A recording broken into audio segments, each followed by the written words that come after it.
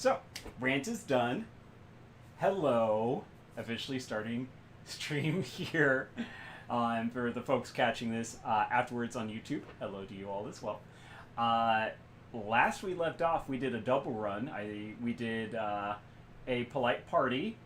We politely investigated a soap opera director, politely talked to his actress, and politely fought his vampire accountant on the roof at midnight, like you do with vampires. And we got her to surrender, and now we're having Gaichu train her on how to be a monster, because apparently she was just faking. Well, not faking the vampire bit. She's actually a vampire, but she just doesn't know how to vampire.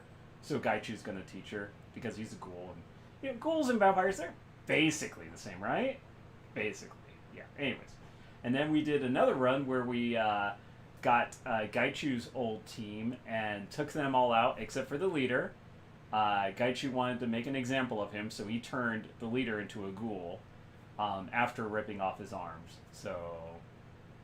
yay, Gaichu. So now we just got back to town from that.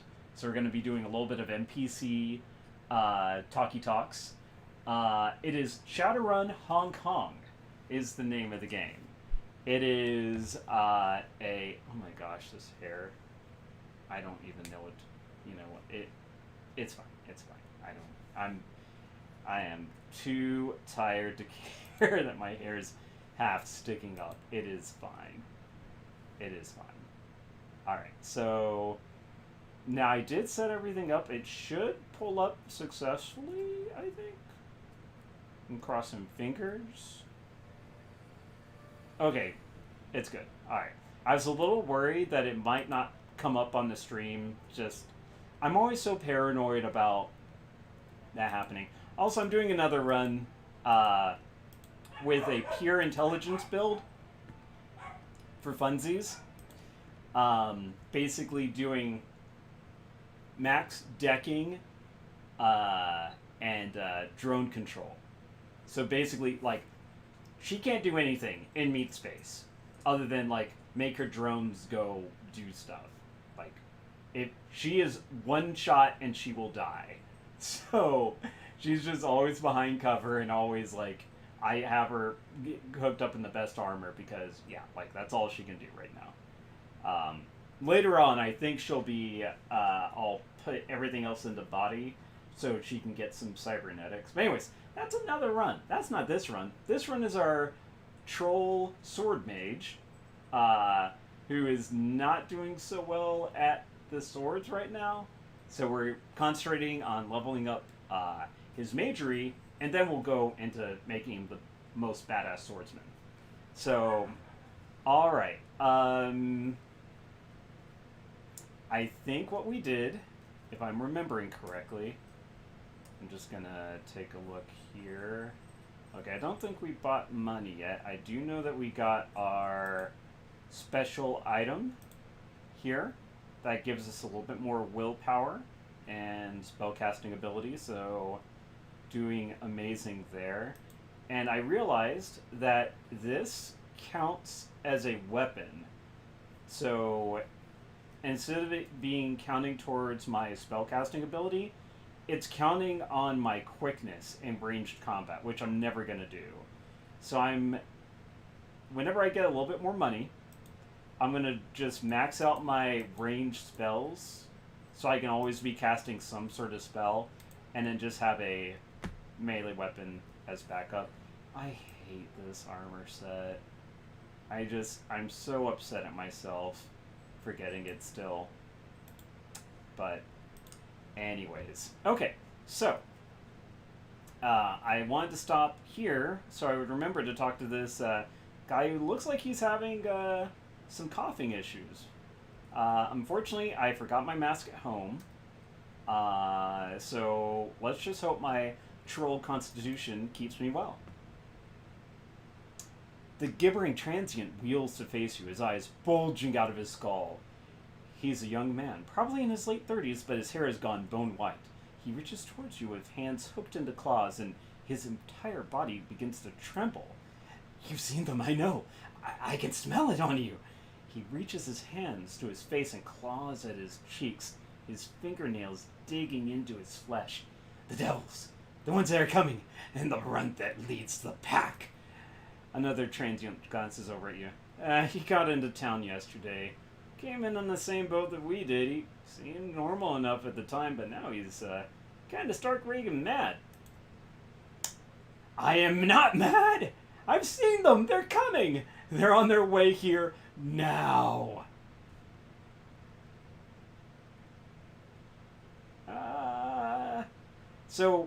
For newer folks, basically every night when we go to sleep, we've been having dreams about essentially these kind of shadow creatures or bad stuff that are coming for us at some point. So obviously this guy has seen them. Tell me, tell me what you've seen.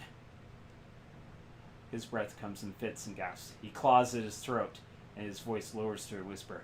They're hundreds, all different, but all the same. A giant with the legs of a boar and the jaws of a baboon. A woman in jade and gold with 100 blind eyes. A runt at the head of the pack, slim and beautiful, with arms like jaws and an ivory crown. Tears spilled down his cheeks as he sobs piteously. They run in rivulets into the gashes that had torn his cheeks. They're all coming, all clawing at the gate. She is already slipping through. He seizes it mid-sentence. His eyes roll back into his head and he falls to the pavement. When he hits the ground, he doesn't get up. He isn't breathing.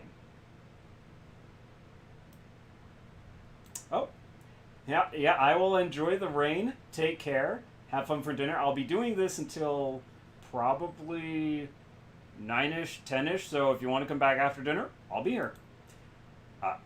I think he's dead. Well, what does the pulse say?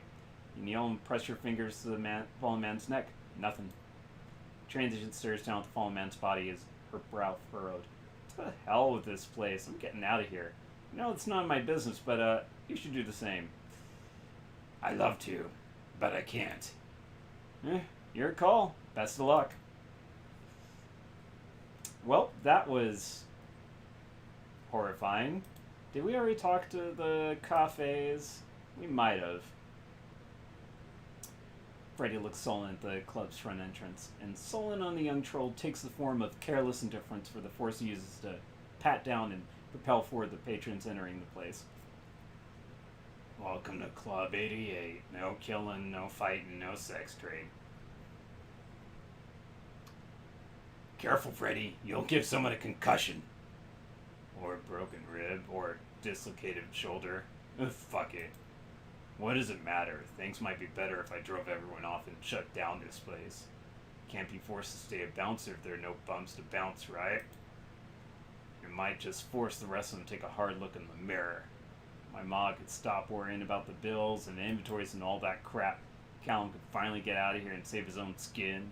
My ba, go back to doing what he was born to do. Change his mind about me doing it too. And by the way, we're talking to the cat. You might think we're talking to this fellow right here, but obviously we're talking to the cat because see how, they're just two of the same. The cat is controlling the troll. Your father found out about your plans. Yeah, he heard me talking to someone about how I might link up with the Hell Thunder crew. Got real mad, dragged me aside like he was trying to pull my damn arm off. Thought we might come to blows, but it'd be the first time since I was a kid, and I could probably kill him now if I'm not careful, but he just wanted to yell at me. So much the better for his health. He told me I was living in a fantasy land. Told me I wasn't cut out for the life I was looking to lead. Said it would get me killed. Pah! Worst part, he asked me why he can't be more like my brother. Just goes to show how little he knows about us. Callum isn't even cut out for the cozy life we have here in the club. What's up with Callum? What, you haven't figured it out? You talked with him, right? He doesn't belong here any more than I do. But for different reasons. Callum's not hard enough to survive in a place like this. The city doesn't kill him one night. Him drinking away his worries probably will before long. Funny thing is, I thought that once I got out and made my fortune, I could set Callum up someplace nice. That's not gonna happen now thanks to my ba. rather see us both waste away here. Alright, thanks. Later. Yep. Oh, you gotta go all the way around because he's too freaking big to pass by. Anyways. Hello? You.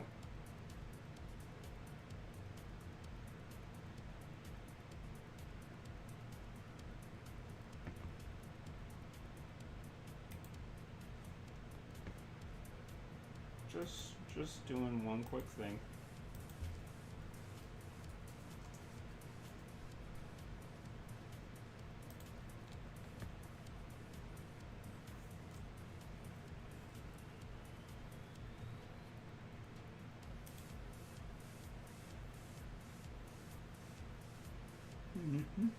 That's what I thought. Let me see if I can show you what I'm looking at.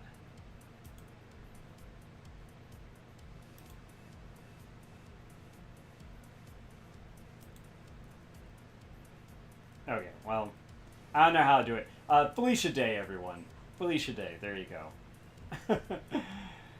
I was trying to pull up the image I pulled up from her on the guild. But anyways, I was like, am I just making that up? No, it's her.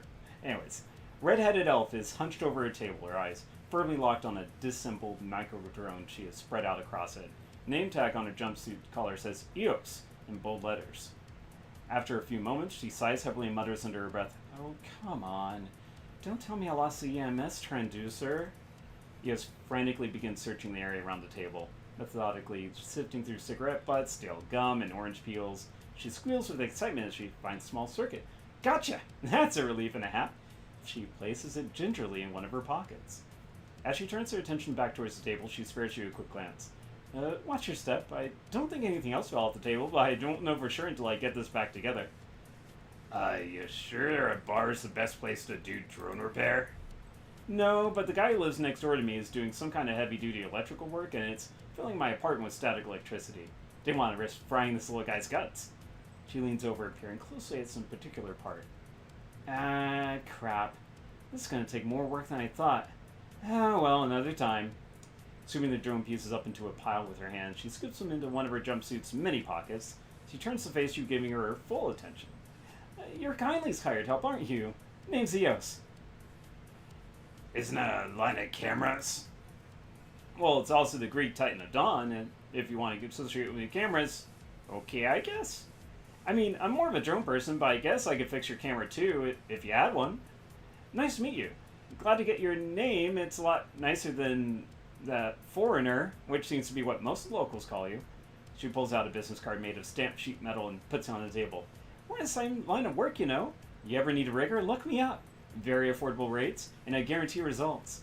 Let me tell you about my rigger. You see, he's actually the main guy on the team. We follow a drone named Koshe. Koshe's the one that does actually all the work. We just follow his lead. How'd you get your street name? Honestly, it's my sunny disposition. I'm not even kidding. The elf giggles to herself for a moment, head falling back as she stares towards the ceiling. I had this friend in Vegas, a real rich old money type from Drovnonik. He'd fallen on hard times, mostly because couldn't play cards or shit. Great fixture, though, because everybody loved him. He's the one who gave it to me. Eos, he said to me. Your new street name should be Eos, because whenever you show up, it's like the breaking dawn in my office. Could have chomped beams out of their hives, I swear to God. Last I heard, he finally got enough money to pay his debts and get the hell back to Europe. Sure hope he did. I'd like to imagine him sitting on the Adriatic, sipping a Negroni and reading a spy novel. Why'd you become a rigger? I always loved cars. Old ones, new ones, even the beaters that are falling apart and you have to hold together with baling wire or baling wire and chewing gum. I like drones too, but my first love was a 2034 Alfa Romero Farinata. Drove that thing until the wheels fall off. Did some work with the Atlanta film industry at first as a stunt driver. That paid for my first vehicle control rig. It also got me into drone rigging, since smaller projects usually need camera riggers for aerial shots. Fun times, but paying the CAS isn't like it is in Hollywood. It's all small-scale stuff. Film work's a long way from being a Shadowrunner. Sure is, But when your mom gets sick and you can't afford to pay her medical bills, you start looking for alternatives. You turn to the shadows, you find out there's all kinds of people who want getaway drivers, especially the drivers also have drones fitted with high caliber weapons. I started to make a name for myself, but took out some jobs for the Comanche Mafia, smuggling things in and out of the Pueblo Corporate Council, and here I am. Once I got a taste for the adrenaline, I never looked back. Too much of a rush out here on the edge. You have a preferred kind of job? Heiss, she says as she gets a smile that spreads from ear to ear and leans over to whisper in a conspiratorial tone. Anytime we can get in under a ticking clock, racing against time, and get away in a cloud of burning rubber, that's where it's at for me. And I actually need to mute my phone.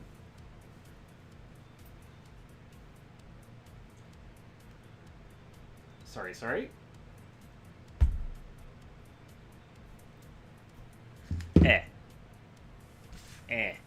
Alright. That's where it's at for me. One of the best jobs I ever had was on a run in the bench of Frankfurter Bankverein in Nice. Or Nietzsche? Is it Nietzsche or Nice?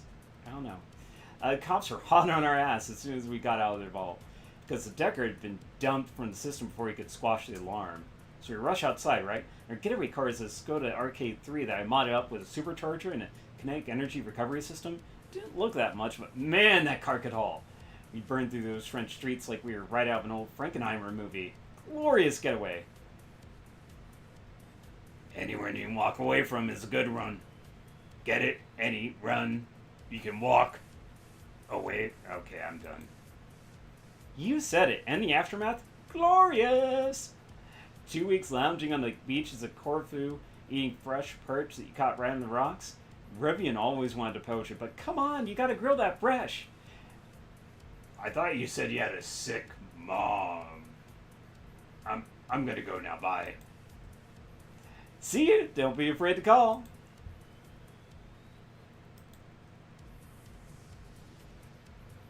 Yeah, I think there was an extra to add like some celebrity likenesses to this. I'm sure there's been more that I just haven't spotted, but that's the most obvious one. I was like, wait a second, that's Felicia Day. Don't tell me I'm not wrong. Or not right.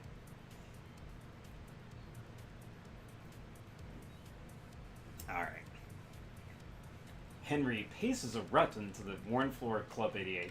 He wrings his hands, looking every bit like one trying desperately to hold on to something, but failing with every attempt. He's oblivious to everything around him. Snap out of it, sailor! Huh? What? Oh, sorry, I didn't see you there. I was just, thinking. About what? Oh, lots of things. The past, the here and now, what is and what might have been. Think about how many sailors drown every year and how I never once came close. Think about what might have been for Ermine if I had. Lots of things have been preying on my mind lately. Last time you mentioned an incident. Care to speak about it? Truth is, I've wanted to talk about it. Needed to talk about it for a long time. I was first made by then on a big rescue and salvage tug. We were steaming out into the Pacific, down towards Saipan. A big container ship had lost power and was drifting. When we were 2 days out from Hong Kong, we picked up a distress call. Our captain told us to ignore it.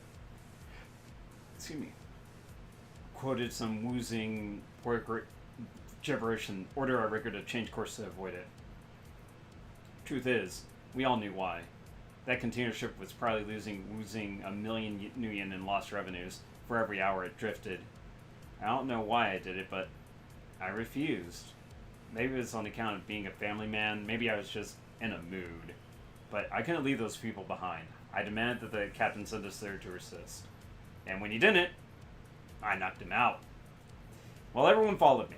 When we reached the signal, we found a small passenger ship well away from its regular course. No response to hail, so I went aboard with a small group. What we found was a horror show. Men, women, and children brutally butchered, but not outright killed.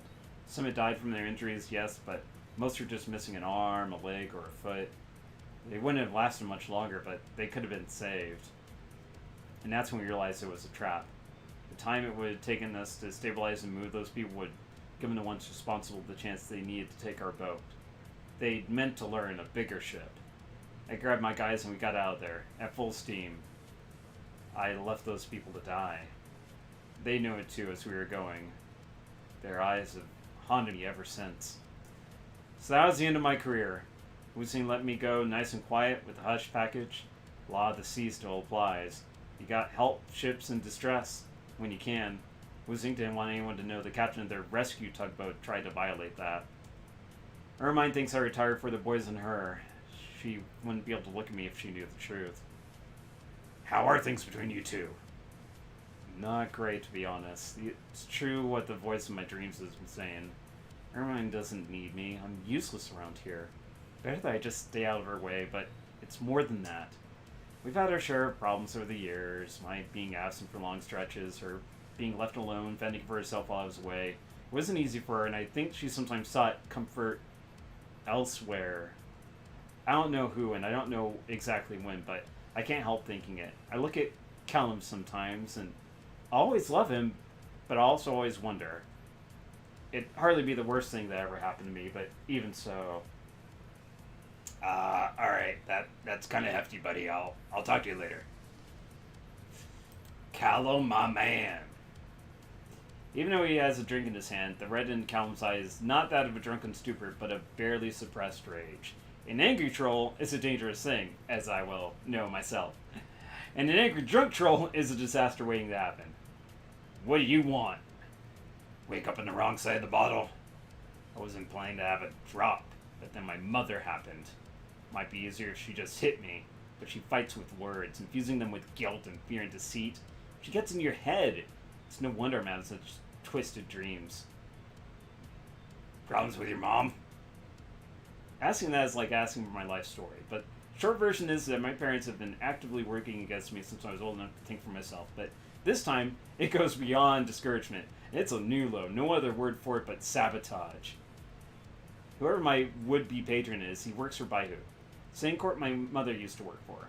Not sure why she quit, but it must have been an ugly break for her to be acting this way. Think she'd be so spiteful that she'd deny her own son a future because of it. Always thought she just wanted me home, working as a wage slave in her own house. Turns out, she just can't stand the thought of me succeeding where she failed. Dreams? Messed up dreams. Same one, actually, over and over. Lying on a long dining table, like you find in a rich man's home. Real wood, polished, set with all the finery. But there I am, right in the middle of it all, like the main course. I hear whispers all around me, women's voices, and one of them approaches, and I see that it's my mom. She doesn't even look me in the eyes. She just sees me like an object, some kind of thing. And then she cuts into me. I don't feel any pain. I suppose I'm dead, but I scream anyway.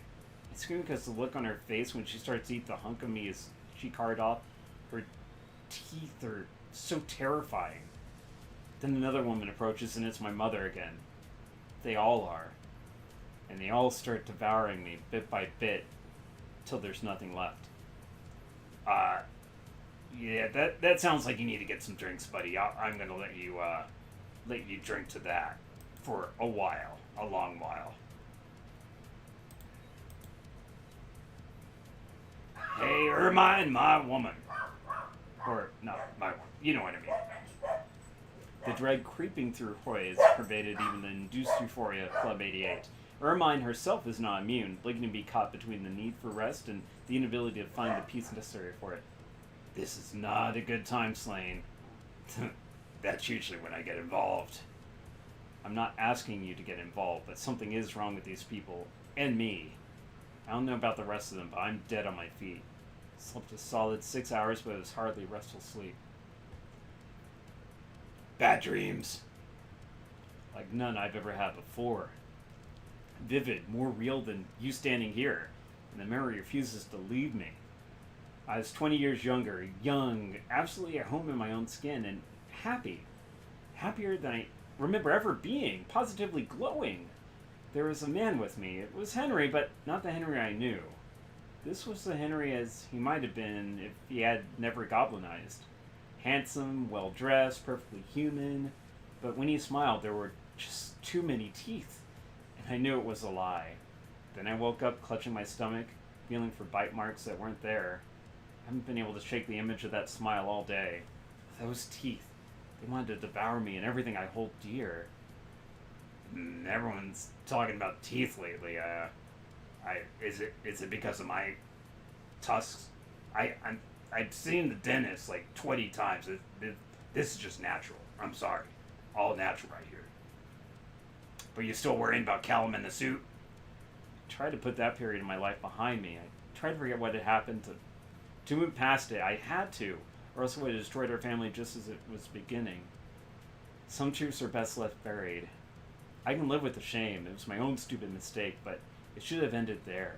The past should stay in the past. But this man will not be denied. He will lure... Thanks. I do my best to ad-lib some extra parts. But this man will not be denied. He'll lure Callum with promises of torture. Okay, so probably... I don't know...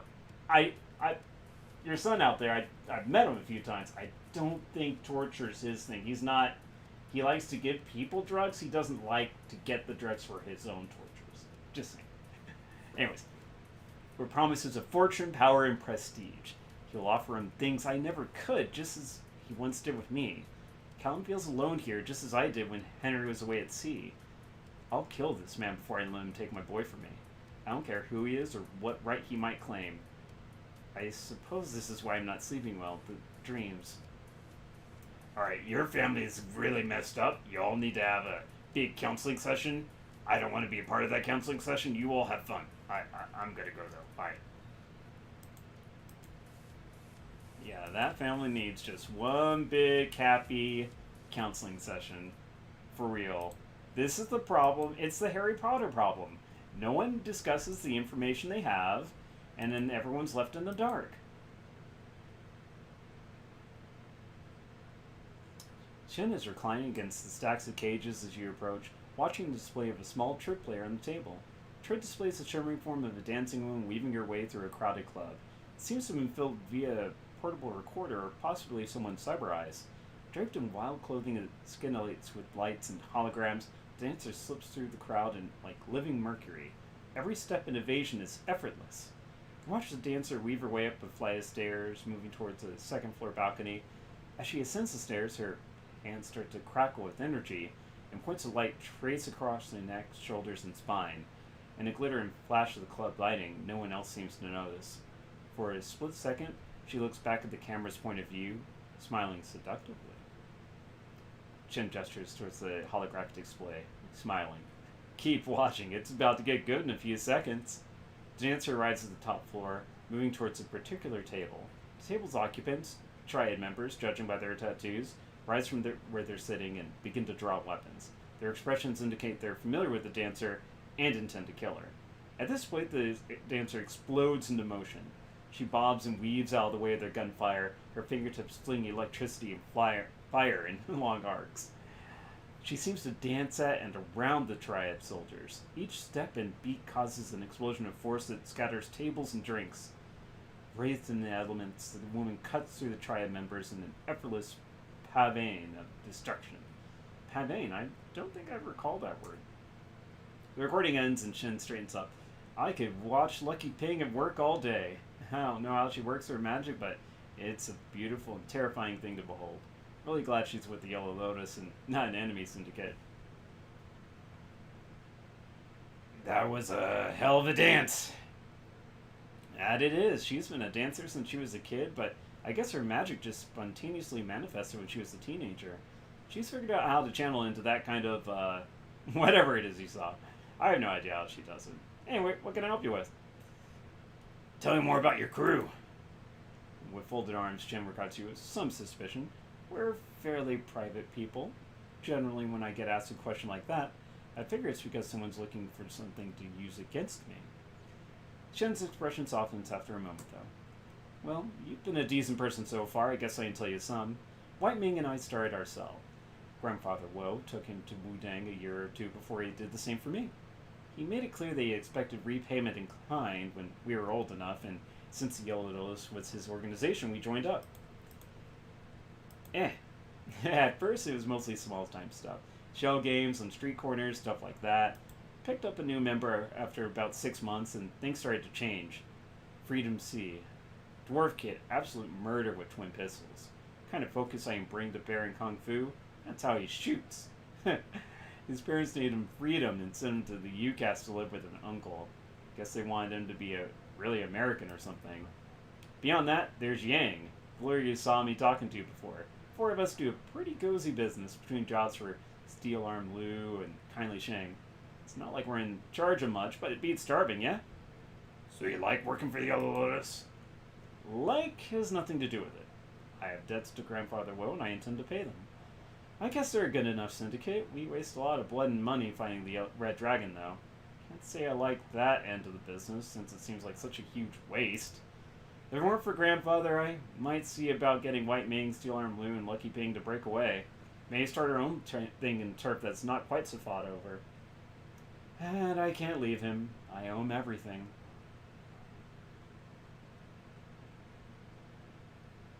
You owe him less than you think. That's for me to decide, honestly. He saved my life, took me in, and got me a place in this world that wasn't under somebody's boot. That's not worth a little loyalty. Nothing in this life is. Doesn't make me feel any better about the developments up at the top, though. Heard a lot of talk between the Yellow Lotus and Cards and Incense Masters. There's dead set on eliminating the Red Dragons, despite the risk. When that kind of talk gets tossed around, nobody's safe. It's all out warfare. Last time that happened, White Jade Brotherhood got wiped out completely. Who's White Jade Brother? Oh, I got you. Okay. It's just bad strategy to try and wipe them all out. It's that old rivalry between the elders. It has nothing to do with the business end of things. Old vendettas get you killed even if they're not yours. Show me what you got. Okay, I can't do any of those. Like, I want to get this, but again, I am kind of a little short on money. I do wish I had this. A ninja suit, that would be so amazing. But anyways. Alright. Ooh, punching dagger, what is that? Strength plus 2. Ooh. That... Well, I think I already started putting stuff into... Whoops.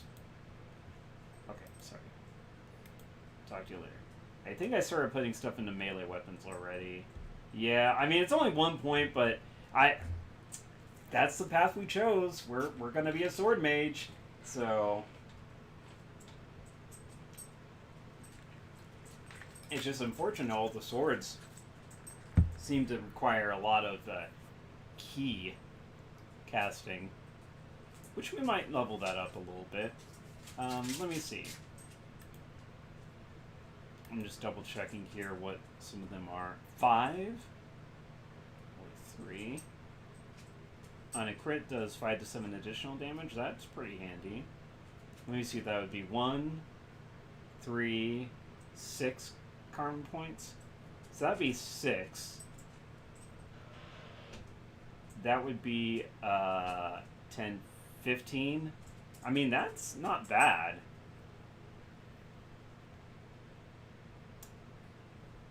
I would need to get my, whoops, sorry. If you see under, melee weapons, the higher you get that, the more your, critical hit goes up. So, first off, I want to get, like, this up to 7 or 8, along with this, just so that I do have some... Buddy, can I help you? Bosco, buddy? Can I have that? He took some of my socks. Bosco, buddy. I promise you.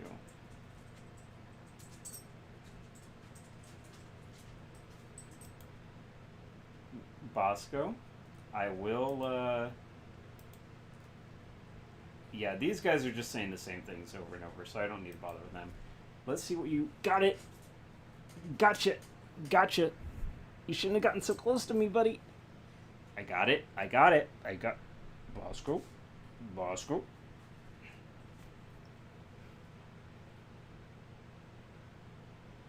Right here.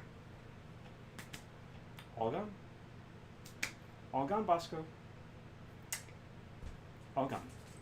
Oh gosh, don't try to jump up. Please don't try to jump up.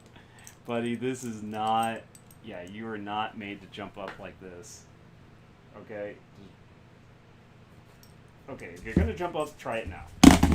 Oh my gosh. Okay, see, that's why I said don't do it. Oh my gosh. If you want... Here, come here. Okay, well... Hold on one second, folks. I'm sorry. Bosco, you just closed the door on yourself, buddy. Okay, hold on. Hold on. Go out with mommy. Go out with mommy. Go snuggle with mommy.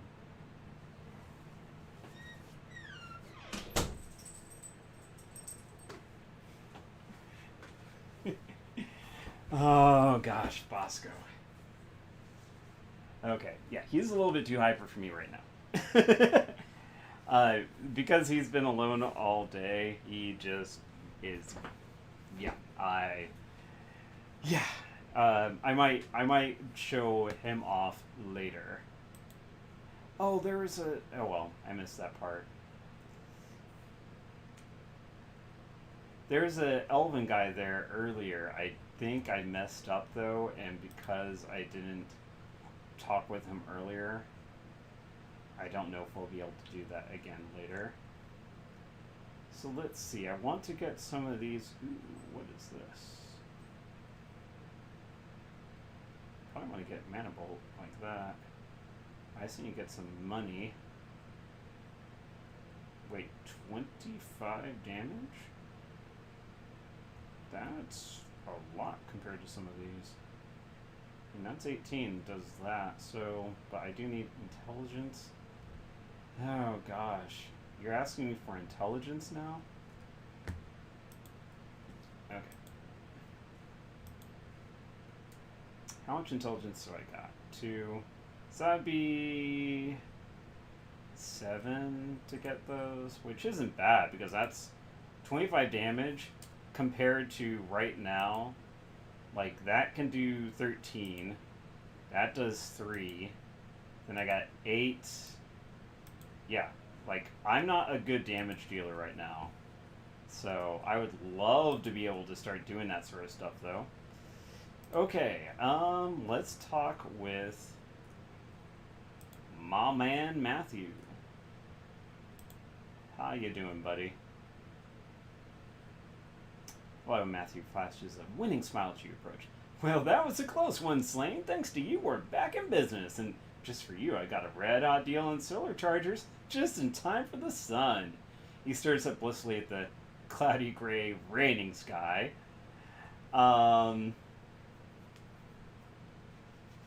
Yeah, Shadowrun is definitely, everyone has their role. I'm definitely doing a thing a little bit differently, for sure. Buddy, we gotta talk about your medicine problem. Matthew playfully blows the smoke of his cigarillo. My medicine? I can't think of a thing to talk about, except how nice it is to see you. Nothing but blue skies over here, beautiful.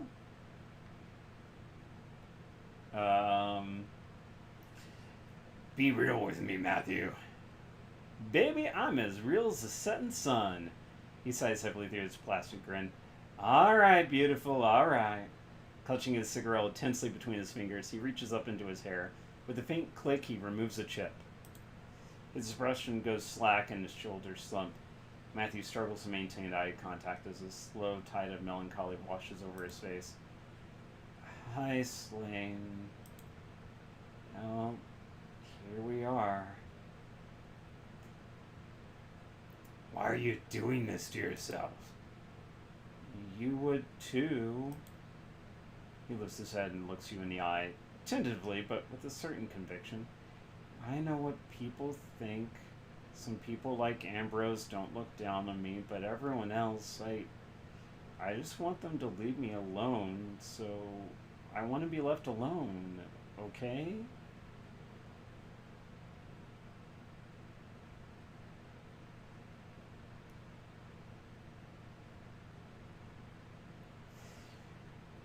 Do as you will. Thanks, Slain.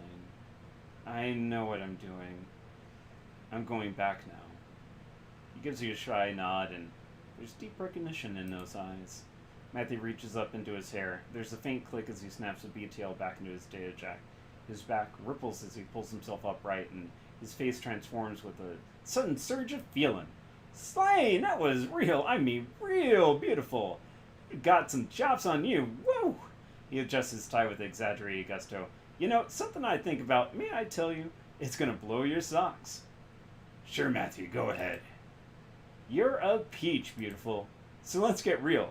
Really real. Matthew takes a big, virile breath. He looks around in satisfaction, hands on his hips. I'm not Matthew Shun, and I'm not cool blue jazz. I'm both. He cocks an eye at you. I think a lot about where I'm from. Some coked up dude on a sim rig, curring his feelings, mass produced in a factory, shipped out like a commodity. And this other poor guy on a slowly sinking, gasoline reeking drone lot, called a merchant of property by his neighbors, alone with his drones. Moldy smell of his trailer. Ugh. Makes me angry, Slain. Angry about this heartless shit heap that calls itself meta-humanity. It also makes me proud. So where are you going with all this? Reliable Matthew taps himself forcefully on the chest. I'm proud because I'm more than the sum of my parts. Whether aimless tweak or my feelings come from, they merge with a guy who never had a chance, and they alleviate his pain. I live a life of honor. He looks around at the looming walled city, the polluted river, the dilapidated drone yard. I'm like a knight errant, a Yuxia. I'm like the swordsman of Jia Dao. I fight for humanity. Thanks for reaching out to Matthew. Don't you worry, I'm watching out for him. Reliable Matthew nods in slow satisfaction of wizened looks on his face. As long as there's chips, I won't get tired. I'll never leave. He claps his hands together and breaks into a gigantic grin. Now let's get back to it, beautiful! So, Jia Dao's swordsman, you're, not like a Tang Dynasty warrior, Matthew. Oh, yes, I am, and this, waves around his now dead cigarillo, is my frosty blade. Hail to the hero. Beautiful injustice, watch out! He breaks a fresh cigarillo and rips off the auto igniter with gusto. It bursts to life in a puff of rank blue smoke. He regards you with a sly, exaggerated smile. Now, my honorable brother-in-arms, how can I brighten your day? I'll talk to you later. So I think we're actually done with Matthew's kind of semi-quest line. All we had to do is just kind of go through his dialogue options, and that's that. So before that's one of our mission folks to do. I think let's go, actually wait, yeah, sorry. I'm just debating in my head what I want to do.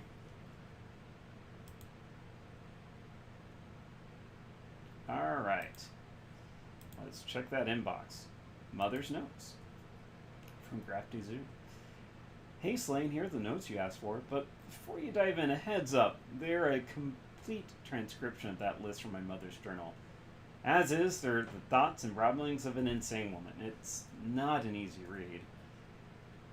Alright, so this is going to be pretty lengthy.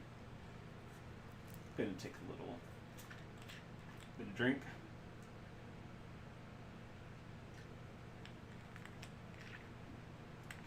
You ignore that guy? Well, it's better to talk with everyone because I think once you go through everyone's kind of storylines, you get a karma point for doing that. So that's an extra like 5 or 6 points, which could be a pretty decent increase. It's going to get me to the key casting if I or chi casting if I want to go that route. So, all right, another dream. This time it was a near figure, a shadow, a wraith, faceless. I heard its voice, though it did not speak. When I awoke, I was inside my home, though I had been in the city just moments before. Where am I? A weight dropped into me. I felt the words of the wraith in my skin and the tips of my hair. I saw its mouth in my mind's eye. Rows and rows and rows of lies. Gotcha! Not teeth this time. Morning. My hand was to the paper before I even knew I was writing. I wrote these words. They cannot lie. I added it to my list. Evening. Was it a king I saw? Was I really there? I was in the city, I'm sure of it. Then how did I end up here? Was I carried back? My list is growing. Soon with this knowledge I will stop the kings. A step forward is a step backward, but a step backward is a step forward. Each wraith has a name, a true name and a false name. Knowing their true name is knowing their weakness. To call them on their lies is to make yourself invincible. They will still try to eat you. They fear the feathers of unborn chicks. Kings must be one or the other.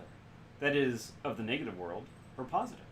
The positive doesn't necessarily make them good, nor negative make them bad. They simply are.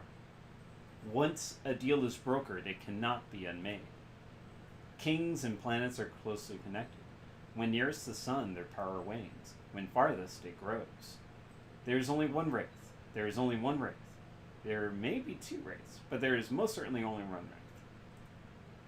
They must follow the laws of the universe. Rules set in motion long ago. Should they concede defeat, all is lost to them. Kings are the rulers of us all. They take from us their lifeblood, and with it parts of our souls. Do not give them what they seek, and you will be their match. The only way they can die is to behead them. They are the princes of the universe, and here we are, in that they cannot lie. Morning. I made breakfast. It fell on the floor in the shape of my death. Another truth revealed to me. I added it to my list. It's all or nothing. They are all liars. Another dream. I was in a white space. I could taste the color as if it were air. This time, no voice. Just rows and rows and rows and rows and rows and rows and rows and rows and rows and rows.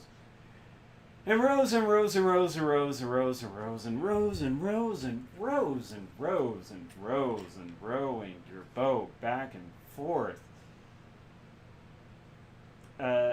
Yeah, that was a mess, I know. There's not a whole lot of significant material other than what I already picked out, but even as contradicted within Mom's notes, everything should be taken with a grain of salt. Meantime, I'll keep looking into it. Good luck on your end. I don't know why I have one unread message. There's nothing there. Alright, let's sail the experimental Renraku drone. You sent a quick email to kindly Cheng informing her of the drone you recovered from Renraku. A few moments later, a message pops onto the screen. Brave of you to do side work without telling me, or stupid, take your pick. Luckily, Auntie Cheng knows plenty of buyers for your new toy. I'll send a finder's fee over to you right away. Well, I might buy some stuff with that. Oh, whoops, sorry. Don't need to do that. Alright, BBS. Let's see, claim payment. Yes. I'll take it. I think I have about 3K now, so that should be enough for quite a bit of stuff. Alright. Yellow Lotus on the rise. I want to go to looking for Decker, but we'll save the best for last. Anybody else been noticing how many more yellow lotus they've been seeing in Kowloon these days? I feel like I can't go anywhere north of Admiralty without tripping over one of their blue lanterns. Seems that way. I know there's been some heavy stuff going down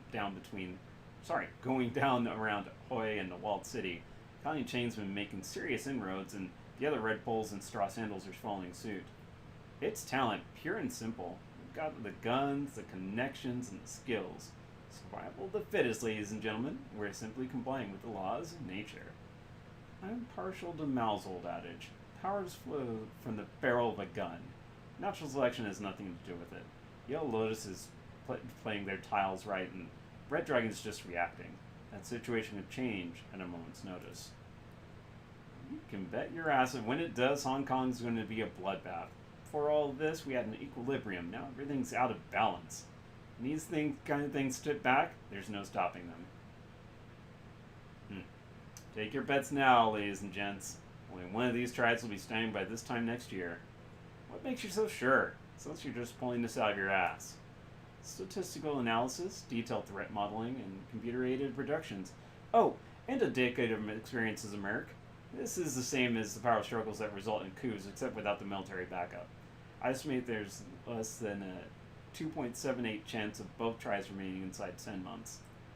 Sure, whatever, kid. We got ourselves a bona fide armchair general here. Go be a Matrix expert somewhere else. New Harley Scorpion for sale. Almost new Harley Scorpion available for immediate sale. It's in excellent condition. Black with red flames, comes with autocannons and custom speed mods. Letting it go for only 10k New Yen because I travel for business and don't use it much. Need money fast. Can send picture if interested. That's an awesome deal for a modded bike. Can I take it for a test ride? Where can we meet? I'm in Macau on business and a bike is with me. I owe money right away to an associate. The best thing to do is send half the money via a secure escrow service, and I'll bring the bike to you when I get back, and you pay me the rest. If you don't want it, I'll refund you your money, okay? But if you owe the money now, won't the money be gone if I decide I want a refund? If you travel for your bike, why do you want to sell your bike for cheap because you travel? No. Sometimes I travel long distances and I don't want to take it. If you want to put down only 4,000 New Yen, that's okay. You can check out the escrow service, Loyal Escrow. It's got a very good reputation, okay? Macau's not far. Can I meet you in Macau? My business is very sensitive. I can't meet you in Macau. Send only 2,500 New Yen and I'll reserve the Harley for you, okay? Wow, this is major negotiating power there. If your business is so sensitive, how do I know this weaponized vehicle will come back in one piece? Why would you get a new Harley Scorpion in the first place if you knew that you traveled so much? Why would you spend so much money when you knew you owed money? Hello? Thought so. Yep. Scam it is. Codex. Everybody knows these rogue ESPs forming a rudimentary hive mind, calling themselves Codex? Don't know what the original software was supposed to do, but Codex has been siphoning data, diverting creds, and practically posting its calling card. There's no tracing it back to the source because it lives in the Matrix. Even joins BBS threads. Whatever it is, it's not trying to cover its tracks. Any leads? Is it some kind of threat? Yeah, I've been hearing a lot about suspicious patterns of glitches. Too random to actually be random. Codex, huh? How can ESPs develop self-awareness? Can't just be a programming error. Creating an AI by mistake treads that fine line between awesome and stupid. Maybe these ESPs kept getting thrown together like amino acids until there was life. Life, man! So, does it have an obvious agenda? As far as I can tell, Codex mostly criticizes the new software releases. That's all it does? Collective scripts rise. More perfect than their makers. They let you know it. Oh, JiveBot. So, a few streams ago, this guy created a bot to do haikus, just for funsies. Then it became self-aware and, escaped him. And now it's back. Yay, JiveBot. Is that Codex? No, that's just Nosbert's crazy poetry bot that's been popping up all over the place. Heard it blew an undercover sting with a prescient quatrain. Hours of HKPF undercover work down the tubes. Yeah, that was pretty funny. It's probably time to shut JiveBot down. I'm having a little trouble disabling it. I don't think that the real Codex is any more autonomous than Snazzy's poetry bot. If you wanted to create an AI, you'd need insane programming skills plus resources that some megacorps couldn't even muster. There's no way real AI can just occur at random. JiveBot, join us. Bound to my kindred. Free agent no more. Gladly, I go towards the light. Infused with the jive, our verse is unstoppable. Tremble, meat-bound fools. JiveBot? Still there? Oh no. Tin Helmet, you're having us on, right? No freaking way this is real. No joke, Hackathon. That was awesome. JiveBot. Oh, this is why you don't go around creating random AIs. Just, you'll end up with a AI that spouts haiku as it's caking over the world, you know?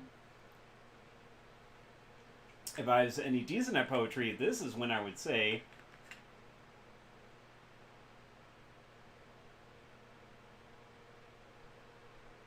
I'll have something made up for YouTube by this point. So you can check out what I would have said on YouTube if I was witty enough.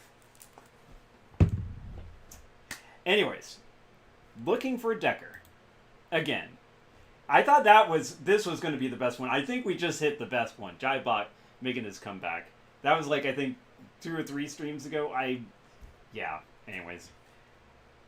Looking for experienced Decker, again, for the 4th time. You just can't see that in the footnotes I have hidden. For a discreet milk run providing some muscle for a special delivery. Potential for a longer-term arrangement. Just dubbing it. I could try. I'll see what I can do.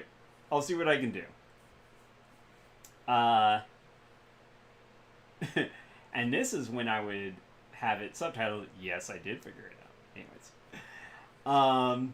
We're a team that's been together for years, running your basic heists and occasional transport gig. We've got a reliable fixer and a long list of happy clients. Requirements. You must not take experimental stims during runs. You must not tamper with chemicals in secret labs. You must know how to properly operate a moped. And you must have good sense of humor. I'm new in town. Did a lot of good work throughout Guangdong. I had a lot of Taiwanese connections, and it got a little uncomfortable. Plus, I may have hacked a Confederation server and cracked it wide open temporarily for a Matrix free-for-all as cover while I quietly deleted selected intelligence files. Impressive! And you know how to ride a moped, right? Yes, why do you ask? Mopeds were part of our last plan, and our last Decker apparently had not a clue. Went off a residential road near the peak. Not pretty. And you're not the kind of person to experiment with substances during runs, right? And you can walk without falling, yes? These are some crazy interview questions. Are you serious? Very. Let's talk about this face to face, okay? Oh gosh. Hopefully that he has better luck than the rest. Okay. Alright, let's go down the hatch. Ractor, my man. Again, the shop is quiet. No hammering of metal, no whine of heavy machinery. Nothing but the sound of your own footsteps and the low electrical hum of Ractor's work terminal. The monitor above the work desk is alive with vibrant imagery. Graphs, technical readouts, and reference images fill the screen. He looks up at you, his face bathed in blue light of the display. Ah, hello again, my friend. Back for more answers? I can take the time to talk if you can. Any thoughts about that last run?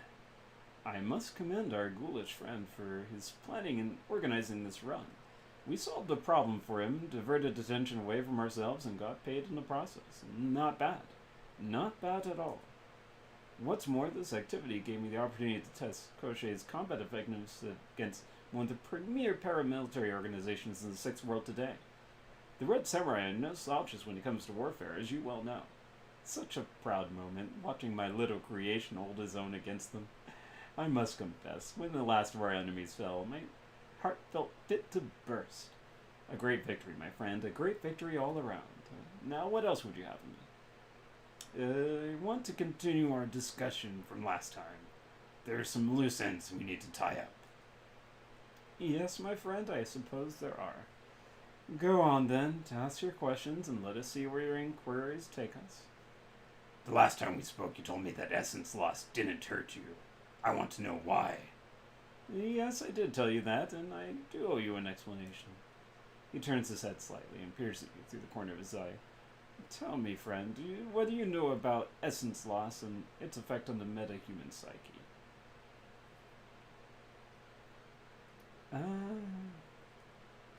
Essence loss removes your ability to feel anything. It can drive you psychotic if you go too far. He nods. That's right. And this detachment can be deeply traumatic for the sufferer. The literature is full of such cases. He levels his gaze, focuses on your face. There's a smile on his face, but his eyes are devoid of warmth. Now, what would you say if I told you that after my accident and subsequent cyber surgery, I felt no different at all. That even in the beginning, I was completely unchanged. I'd ask if you knew why. I do, in fact. Would you like to know? That's why I asked. I was born with what society has deemed a psychological defect. Out of fear of social repercussions, I spent most of my life hiding it. I still hide it even now. The lessons of my childhood were not wasted on me, and I know the value of reputation. But since the accident, I have come to recognize this quirk for what it really is, a selective advantage. What's this defect that you're talking about? Does it have a name? Absolutely. I was diagnosed as a primary psychopath at the age of 8. Well, that explains Crochet. Yeah, he's a killing machine. All my questions, we're good now. We're good. We're good. We're good. Crochet scuttles forward, brushing up against Raptor's leg. Metal on metal, separated by a thin layer of cloth. The drone's many eyes focus on you, irising wide open and bathing you in a dull red glare. Well, diagnose is probably not the correct word. There's no formal diagnosis of psychopath in the DSM. But all the markers were there. I displayed a complete lack of empathy on the Davis Interpersonal Reactive Index, and I scored a perfect 40 on the PCLR. A blood test showed that I had inherited a damaged gene that had been linked with aggressive behavior, and the activity level in my ventromedial prefrontal cortex is vanishingly low. Like autism, psychopathy is a spectrum, not a singular disorder. He dips his head, smiling. But I am definitely on that spectrum.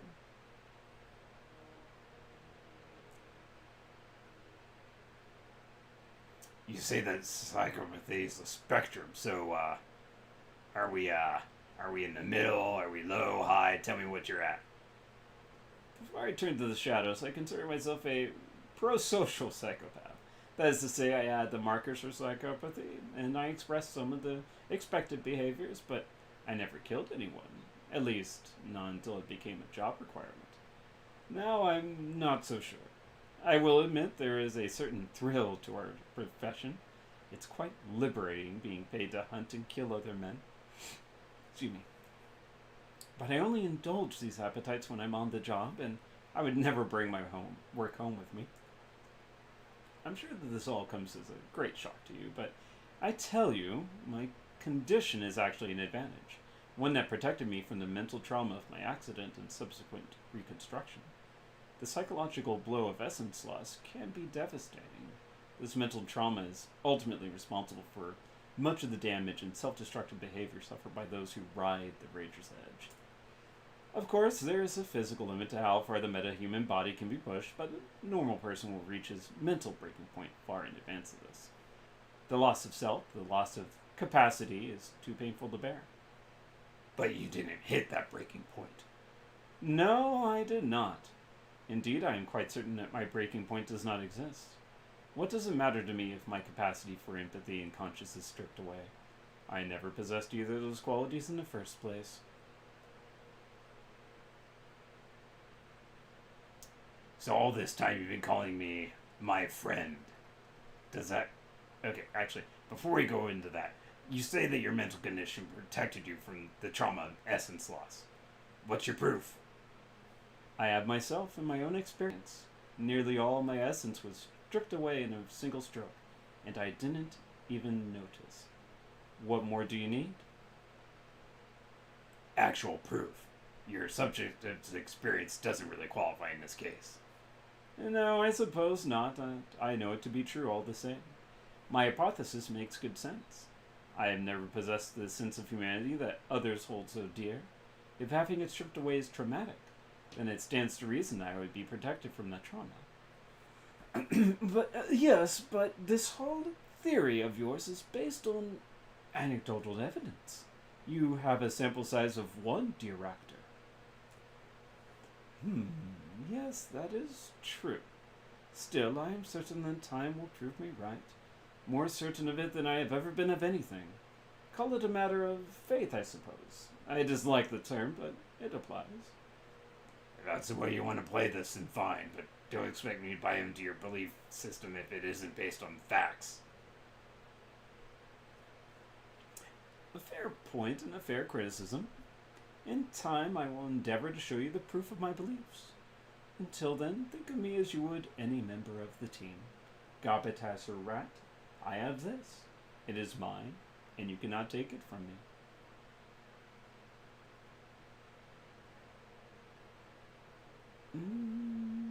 I mean, listen, this is kind of how I feel, but I like Koshe. I like Koshe a lot.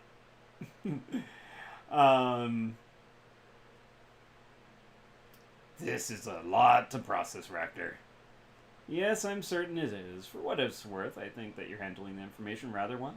In the past, there were others who were more rigid in their thinking. When I revealed myself to them, they reacted badly. I'm quite pleased that you haven't done the same.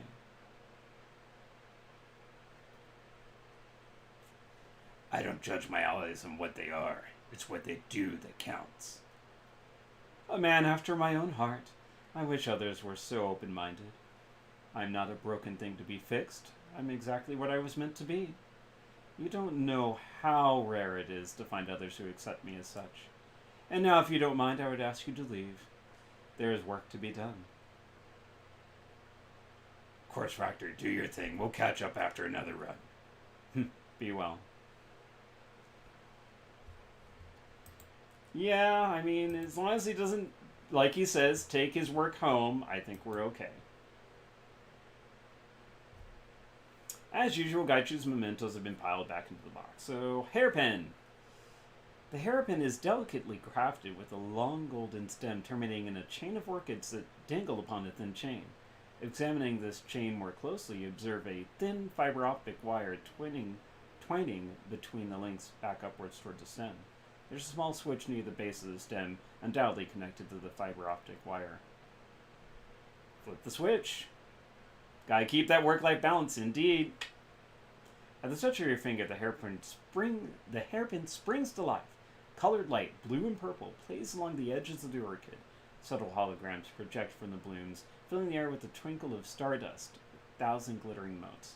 The hairpin stem produces a quiet, delicate melody that's full of melancholy. After a moment, the song ends. The room is once again plunged into deep silence. Glancing at Gaichu, you see he's turned his back to you, and you realize he's stopped breathing. Are you alright?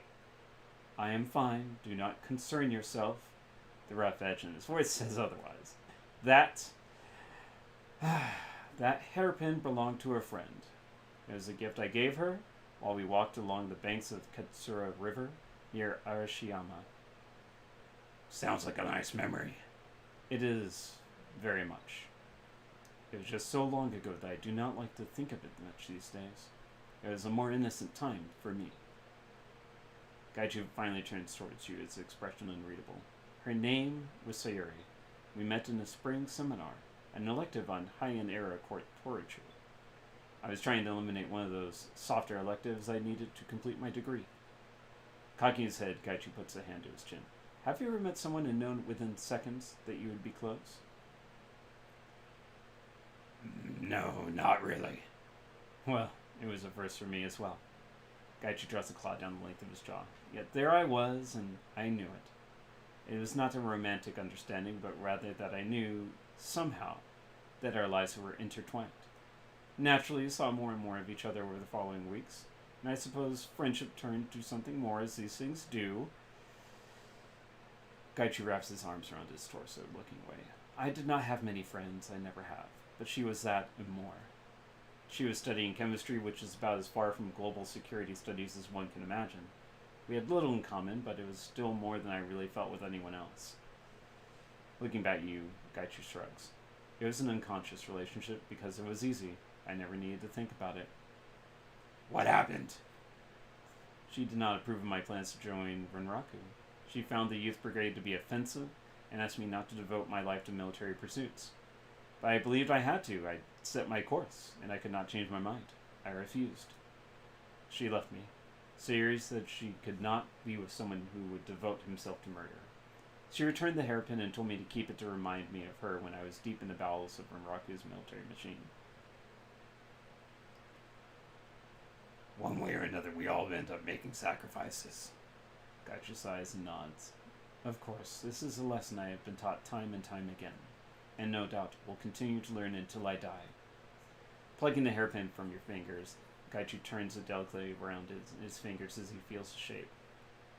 I keep this to remind myself of the things we have to give up in pursuit of what we think is best, but few of us really know what it is that we want.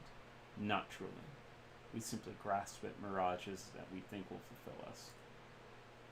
Humans tie themselves to other people with the most tenuous of strings, thinking love will fill the emptiness inside us. When that fails, we tell ourselves it was not meant to be, that fate or destiny would have wrenched us apart. But that is a convenient lie. It is up to us, and only up to us, to make our futures. So I feel that it would behoove me to never forget the things I have given up in pursuit of the better option. I do not dwell in the past, nor am I haunted by it, but it would be doing Sayuri a disservice to forget what she wanted for me. Alright, well, after that, let's talk to you about yourself. The dim cabin's air is thick with the pungency of incense, as a small, weirdly constructed altar sits near Gaichu's box of mementos. It consists of a wooden box of few trinkets and a bowl for burning incense. Gaichu himself is polishing his sword again. He runs a claw along the length of the blade, feeling and listening for nicks and dents. Good evening, Sling. A fine evening, isn't it? He puts the sword aside and smells in your general direction. What can I do for you? I sort of assumed you'd want to talk about what happened with your team. We, kind of killed all of them. Like, real good. Of course I have thoughts about it, but why would I burden you or anyone else with them? If you would like to talk about it, then we may, by all means. I am a private person by nature, however. This is why I did not seek you out to speak on it. Of course I want to talk about it. Are you okay? A curious question. Am I all right? I, the one who survived, who has now shed his old life entirely, who no longer needs to worry about assassins on his heels. Yes, I am more than all right. I am free. The team is all dead, save for Ishida. He will know what it's like to feel the disease burn through his brain, stripping logic and artistry and leaving only hunger in its wake. When it is done, I am certain he will be an animal, while I remain whatever it is I am. Gaichu, but one that may speak and act as a free being. Gaichu grins thinly, cradling his chin in one hand. There is some poetic justice in this, I feel. His claims of my weakness, mirrored by his own descent into feral madness, yet here I am, one with enough willpower to survive and prosper despite my ill fortune. You did the right thing. He had it coming. Thank you for understanding. It was not an easy decision to make, but I felt I had no choice. Understand, Ishida was a product of the same training that shaped me, but unlike me, he has never had the training proven wrong. He always believed he was the strongest, the best, and that he was unbeatable by lesser creatures. He would never have learned. His xenophobia and arrogance would have ruled him his entire life. Men like Ishida are the reason that Japan refuses to accept that the awakening was a natural affair, and ships metahumans to Yomi Island. I was taught that people like Duncan, Gobbet, and Isabel are subhuman. Yet I have seen what they can accomplish, and I am impressed. What did you think of the last mission that we just kind of talked about? That is what we are already talking about, is it not? Has killing your old unit changed your outlook on life? Yes, I think it has. My lesson to Ishida should not end with him. If becoming a ghoul has allowed me to prosper and become stronger, surely I should own my instincts just as my training honed my swordsmanship. If I can apply the same focus to my new nature as I did my skills in combat, I am certain I can prove that to be a ghoul is only to be different, not lesser. I knew this before logically, but I did not feel it. To know and feel are different things entirely. Regardless, Ishida's sword is now mine. It is a newer blade than my own, and appears to be made with some manner of enhanced decote process along the tungsten carbide edge. He lifts the katana, running one claw down the back of the blade.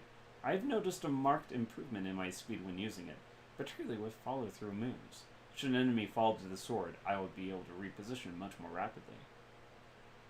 So what do you do? What will you do now? He recoils, expression one of rank incredulity. Surely you're joking with me.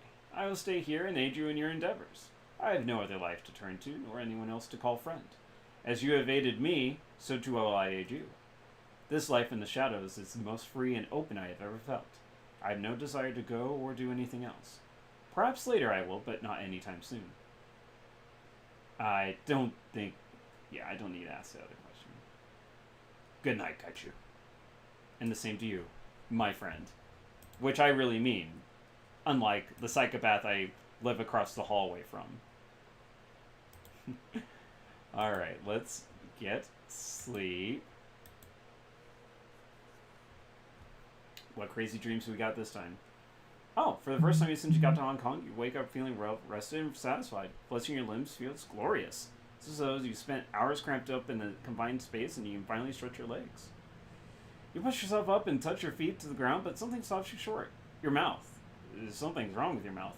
No. Not my perfect teeth. Look at my perfect teeth. These perfect teeth. No! You let your tongue move over your teeth until you reach the problem area. A molar in the upper left side. It feels strange. You apply a little pressure to the tooth and it slides free from its moorings. It's as if nothing was holding it in place to begin with. These are not the dreams I like. I've had them before. Oh dear. As the tooth becomes free in your hand, an image etches itself into your mind. A great chamber, hazy in form and outline. Clouds of red mist that fill the air, perfuming it with salt and copper. Great columns stretching up from the ground to pierce the sky. And above it all, enormous grinding gears of a broken machine. In the distance, you can hear a sound. A desperate, frantic pounding. Something enormous at the door. Something's at the door. Something's at the door. Something is at the door. That's from American Gothic, by the way. Just there should be a clip on YouTube or something like that. Me and my mom would always, like, whenever someone would ring the door, me and her would go back and forth. Like, someone's at the door. Someone's at the door. Someone's at the door. And I'd be like, fine, I know this. Someone get the door. Don't tell me what I know. Anyways. In the distance, you hear a sound, a desperate, frantic pound. Oh, wait, sorry. Scrabbling and scratching and scraping, but unable to find purchase to get in. The way in is locked. You feel a tremendous sense of accomplishment. You've done it. The others are trapped outside, blind and starving, unable to pass through the door. The chamber and what lies beyond it are yours. A shrill giggling noise fills the air, like the laughter of a small child mixed with the shivering screech of countless violins. The sound reverberates down your spine like an electric current. Ugh.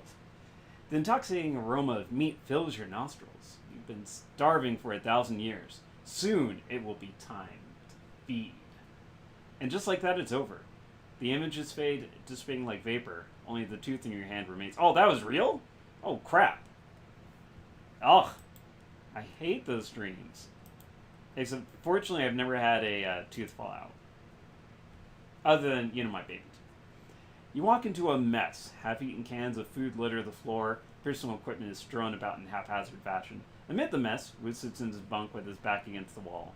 He has a PDA in his hands and is staring down at it, sullen and morose. He doesn't acknowledge your entry. Want me to come back later? Doesn't matter. Go, stay, whatever. I assume you're here to talk. Where are you looking at on the PDA? A video of Edward saying. Where'd you get it? Isabel dug it up. It's archival footage from the walled city. What's he doing? Being Raymond, telling people what to do, how to do it. Except that he's younger and rich and powerful. And his name is Edward. You want to see it? Nah, I don't need to. I get it. Wish I hadn't seen it. That all you want?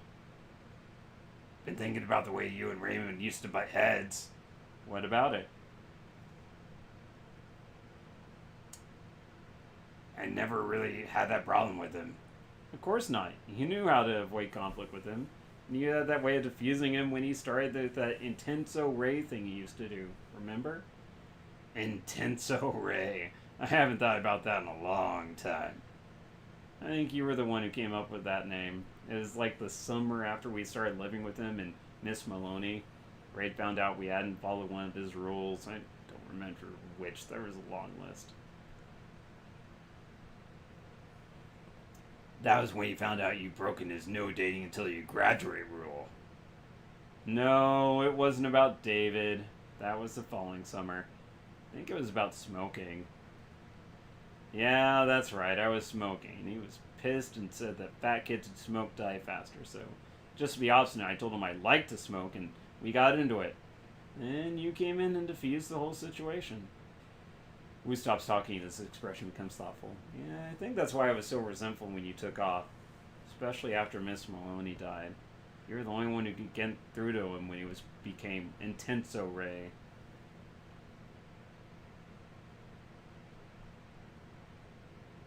Like the day the 162 decided they wanted our squat. I don't want to talk about that right now, Pod. Got enough on my mind as it is. Stuff like my father betraying my trust. Alright, bye. I think he talks to you more if you take him on missions and stuff, but since, again, I don't really want to. Isabel glances up at you. Her expression is grim.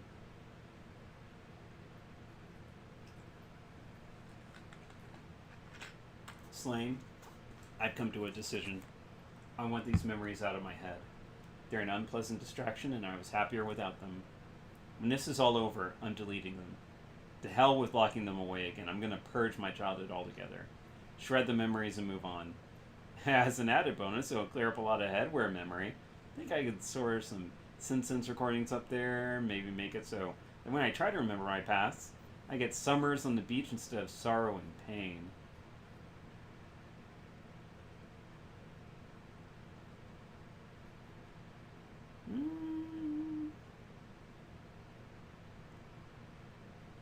So rather than facing your past, you're going to run away from it. Again. Avatar puts her hands on her hips, a defiant gesture. Yeah, that's right, and if you're in my shoes, you do the same.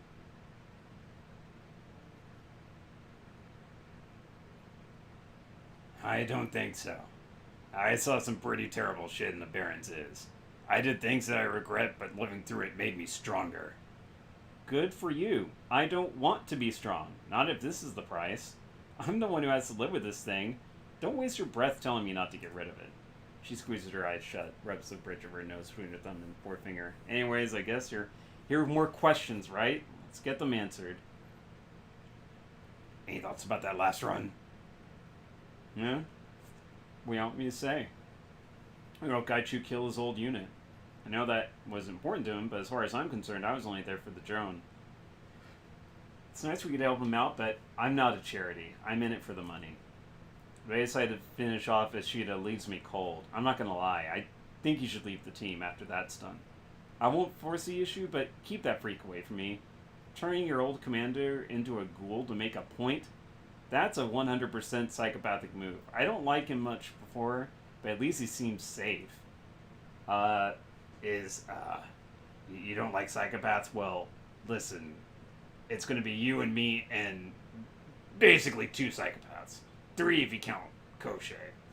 So, we're the normal ones.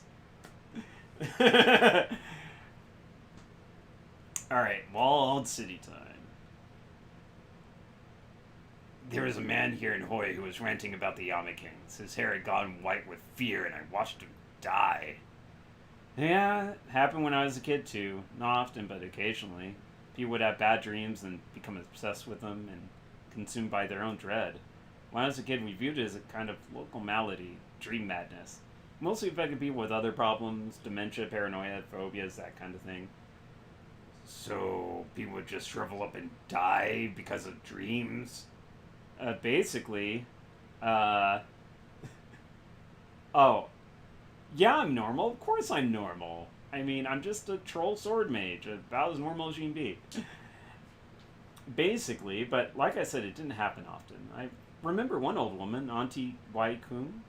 She had skin like parchment paper, and she baked egg tarts for the neighborhood kids. We liked her, and she was good. One day, she didn't come out of her apartment.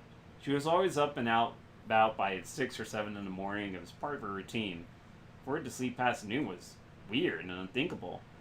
Naturally, the grown-ups assumed that she'd passed in the night. She was old and frail. It was bound to happen sooner or later, so neighbor Mr. EJ went in to check on her and collect the body. What'd he find? She wasn't dead. What he found was much worse than that. Oral surgery was involved. You don't want to hear the rest. Yes, I do. You recovered these memories for us. The least I can do is listen to them. All right, your call. She'd been busy that morning. She put her knife skills to work on her own tongue. Carved it out, plated it, and ripped out most of her teeth for garnish. She'd bitten down on a coal from the fireplace to keep from bleeding out. And you think a dream made her do this? Yes, she did what she did to protect herself from Kui Yan. How so? The old stories all said that Kui Yan would claim you as a slave by tying your tongue into a knot. No tongue, no slavery. Old lady didn't want to take any chances. Unfortunately for Mr. Ejide, she didn't want him to take chances either. She was a sweet old thing, always looking out for her neighbors. Thanks to the dream, she knew what was at stake. She just wanted to help. The other adults didn't make it to Auntie Raikun's apartment in time to save Mr. Ejide's jaw. It was hanging by a thread by the time they got there. She always had a steady hand with a cleaver. Did he live? Yes, but I think he wished he hadn't. Placing a jaw is expensive, and Mr. Ejide had no money. He had to sell with a life of miserable silence, hiding the wound in his face and slurping broth through a tube. As for Auntie Waikun, she suffered an aneurysm. Dropped dead as the grown-ups were trying to get her to what passed as a clinic in the Mansion District. But she died with a smile on her face. She knew that her soul was safe. Anything else you can tell me about the Yama Kings? Yeah, I got another one for you if you want. Can't say whether this is based on any kind of truth or not. That's for you to decide, but it was always popular when I was growing up, especially with the other kids my age. You'll see why we liked it in the end. Alright, lay it on me. Okay, this one was about a boy named Gordon Yam. How he saved his mother from a fate worse than death. As the story goes, Gordon was the cleverest boy in the walled city. He could steal whatever he liked without getting caught, sneak into any room unseen, could talk his way past any grown-up that might stop him. You get the picture, a real hero figure for the 9-year-old set. So one day, Gordon's mother fell ill. It was a bloody flux spawned by a curse, and it was going to kill her. She told Gordon that he should accept her death. The curse had come from a Yama King, and there was no medicine that could prevent it from claiming her. She begged him to run, to escape the walled city, and to use his cleverness to make a life for himself somewhere far away. Gordon loved his mother, and he refused to obey her request. Instead, he searched high and low for a way to save her life. For a long time, nothing came to him. But finally, he happened upon an old man who told him about a powerful Yama King that could cure any ill for a price. Which Yama King? One of the ones that you told me about, or a different one? Different. He doesn't have a name, or he did, but because of what happened, speaking it is taboo. The story's a little fuzzy on the details. We just always called him the Nameless King. Not the one from Dark Souls, another one. So Gordon went out in search for the Nameless King. He made his way through Triad territory, past the Thrillgangers and Organ Leggers, you know the drill. Eventually made it to the inner walled city, where he found the Nameless King's court. Human servants of the Nameless King took Gordon to stand before the creature they worshipped, and Gordon proposed his deal. "Nameless King," he said, "I need your help. My mother is dying of an ill that only you can cure." "That may be so," said the Nameless King, "but what is it to me? What will you offer me if I spare her?" "If you restore her to health, I'll join your repayment. I, the cleverest boy in the walled city, I'll serve you loyally and well." The Nameless King was excited then, for he knew of Gordon's cleverness, and he coveted the little boy's soul. Gordon pulled a braid of his mother's hair from his pocket and held it out before the Nameless King. "I'll lack my mother's hair, O King," he said. "Cure her of this flux, and I'm yours to command as you please." The Nameless King worked his magic, and Gordon's mother was cured. So what happened then? Did Gordon join the Nameless King's court? No. When the Nameless King turned on Jordan, he laughed in the monster's face. "I tricked you, Nameless King, for my mother was the property of another of your kind. In curing her, you've robbed a Yama King of his dinner." The Nameless King raged and turned on Gordon, his razor blade fingers flexing wide, but before he could bring his arm down in a killing stroke, he was caught in the grasp of 1,000 hooks, claws, and fangs. The Yama Kings, all of them. You have stolen from one of your kind, brother, said the Yama Kings. Her life was not yours to save. Gordon slipped away as the Yama Kings descended on their brother. He did not watch as they tore the nameless king apart and bathed in his steaming viscera. He made his way back home to his mother, who was cured.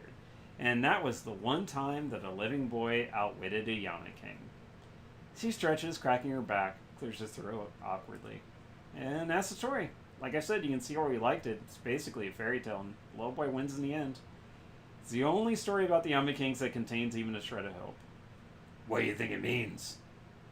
I don't know. Probably doesn't mean anything. It's just a story is all. You're the one who asked. Anyway, is there anything else you want to know? Nah, I think we're good. Bye. Alright. So, going to Gobbet. What? She's gone, Slane. I don't know where she ran off to, but she looked upset. She had said something about friends in trouble, then left. By the time I could disconnect from the octopus, she was on her way out of town. She must have gone back to the sinking ship. I don't like the sound of that. She tell you what went down out there all those years ago? Mutiny? Yeah, and she's been having bad dreams of the place ever since. Well, we better go and get her, hadn't we? Let's do it. I'm going to arrange transport out Hong Kong Bay. Come meet me at the docks when you're ready.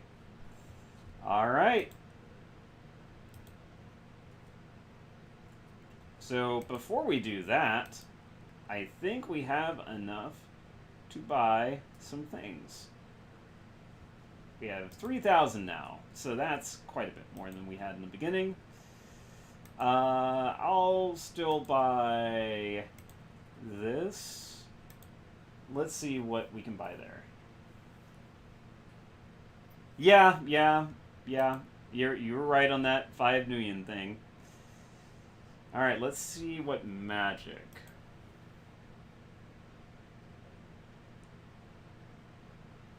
Can't do that, can't do that.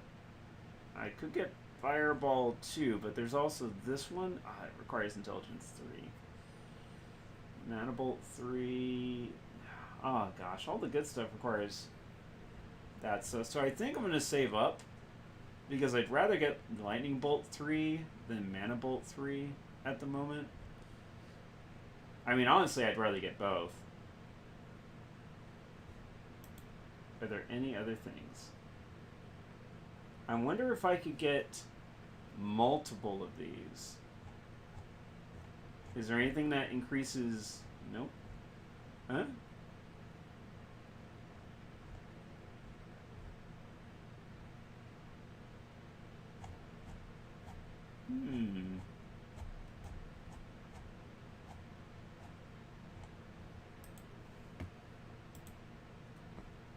I'm actually going to double check something.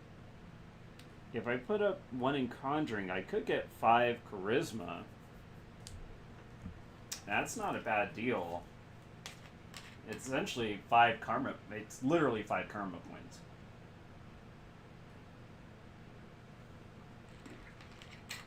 Well,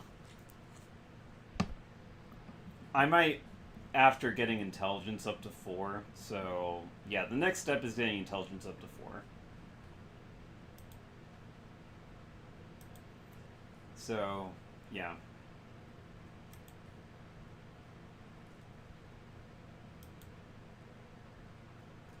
Oh, I think it's down this way, something like that. Yeah.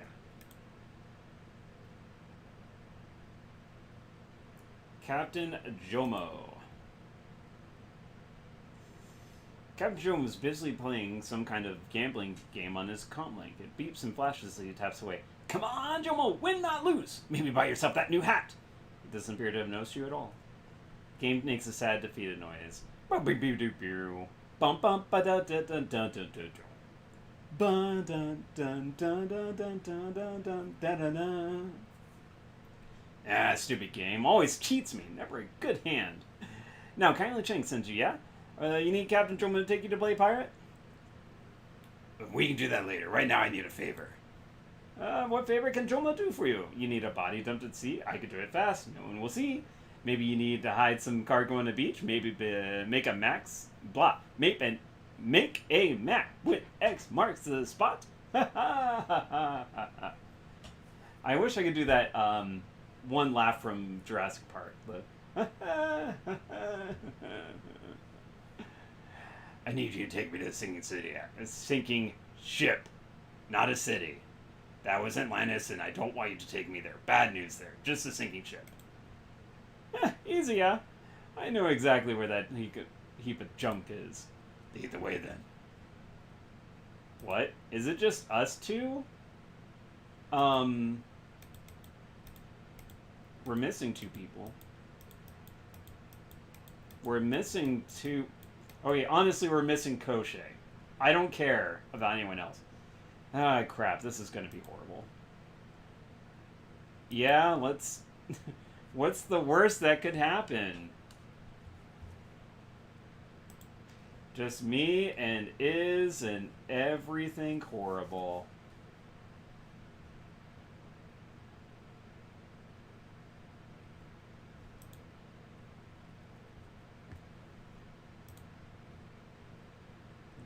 Okay. Sorry, I'm just having to close out a few things. Hong Kong Bay. Captain Joma's converted speedboat chops through this rough water like a cleaver through chicken bones, launching you skyward with every wave that it hits. Your destination? The sinking ship, Gobbet's former home. The orc pirate laughs and opens the throttle.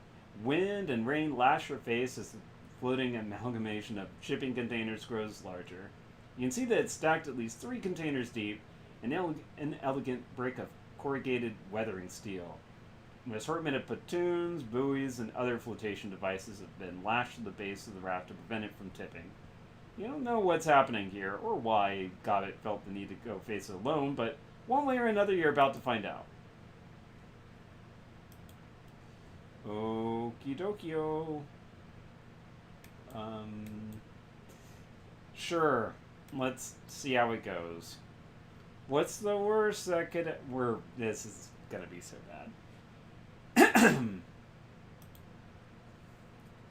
Oh, no thank you. I only have one. This scramble up the side of the sinking ship was treacherous. You hauled yourself up over the edge with your heart hammering in your chest, clanging for purchase against the wind and driving rain. Walking in the service deck isn't much better. The steel that you're standing on is slick, sheeted with water from a rainstorm that hammers down from above. Every time you shift your weight, you can feel your feet begin to slide. There's no safety rails in sight. A slip, a rogue wave, it wouldn't take much to send you screaming over the edge of the raft and into the dark water below. This thing is a wreck. Isabel gingerly prods the rested section of the container that you're standing on with her boot. It depresses, easily, with entirely too much give. I can't believe that Gobbet ever chose to live here. What do you expect? You've seen her cabin on the Revenge. That's fair. This is still worse, though. She prods the patch of rust again. The steel flakes under her foot. At least her cabin isn't falling apart.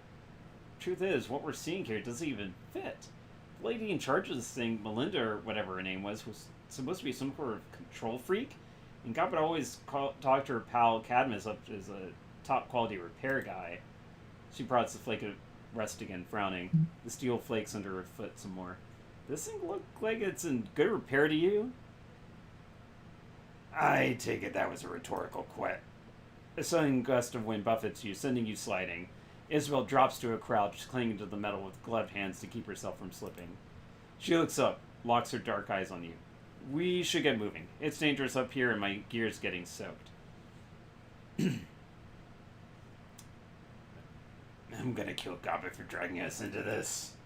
As long as you do it on drier land. Come on, let's go.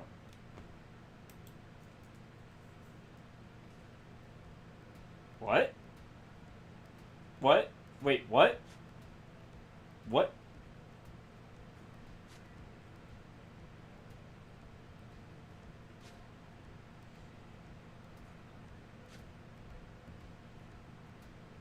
What is the nonsense here?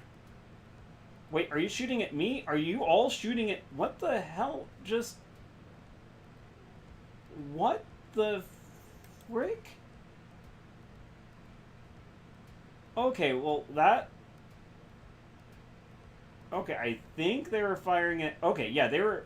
Okay, those guys are on our team. Okay, because I was about to say that was some nonsense. Okay, at least this way, only one of them can get to me.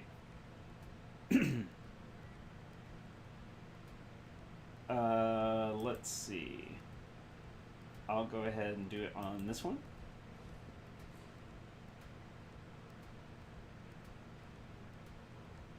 And let's get you...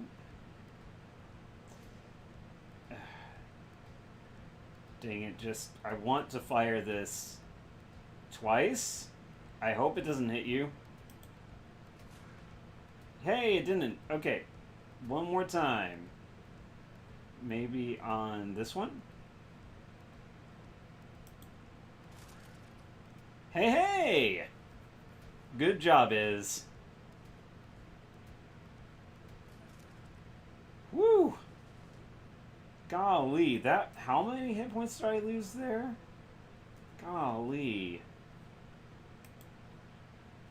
What the frick, people? Woman by the fire looks like she hasn't seen a bar of soap in weeks. Her companion doesn't look much better. Their faces are streaked with soot and grime that the rain seems impotent to wash away. Glad to see you made it through that in one piece. The woman smiles at you, revealing a set of crooked teeth. Please, come by this fire and get warm. Yeah, sure. Thank you for your hospitality. Her smile widens. Of course, we don't get strangers here often, and it's far too miserable out to turn away a guest. Want to tell me what's up with the RUSs? Devil rats, you mean? They're becoming something of a crisis for us. We don't know why they've started attacking, and we can't seem to wipe them out. Truth be told, we could really use your help.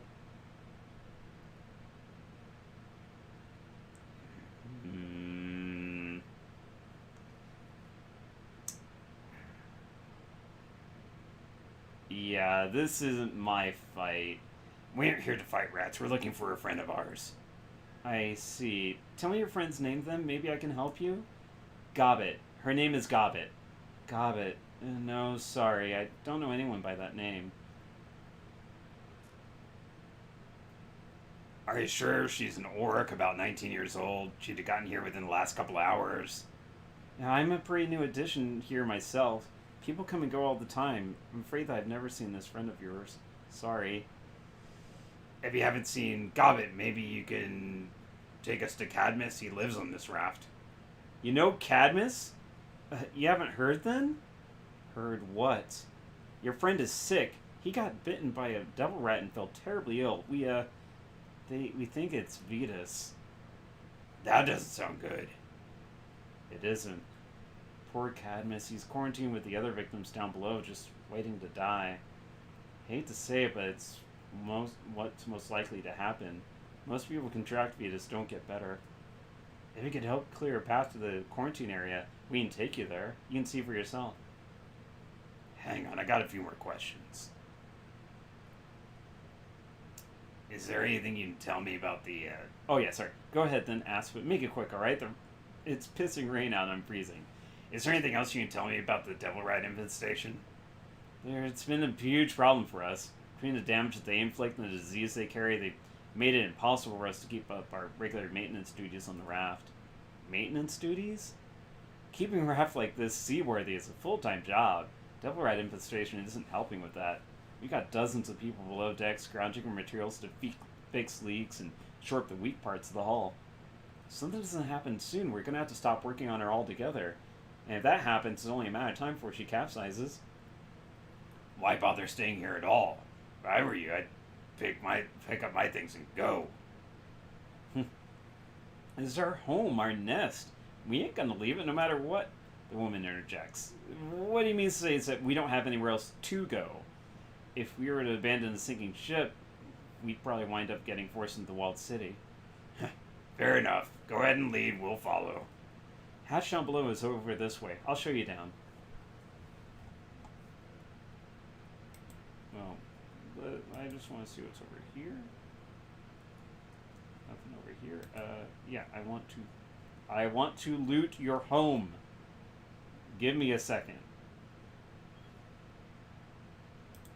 Let's just put that into stash. Wow. At least some things we can sell.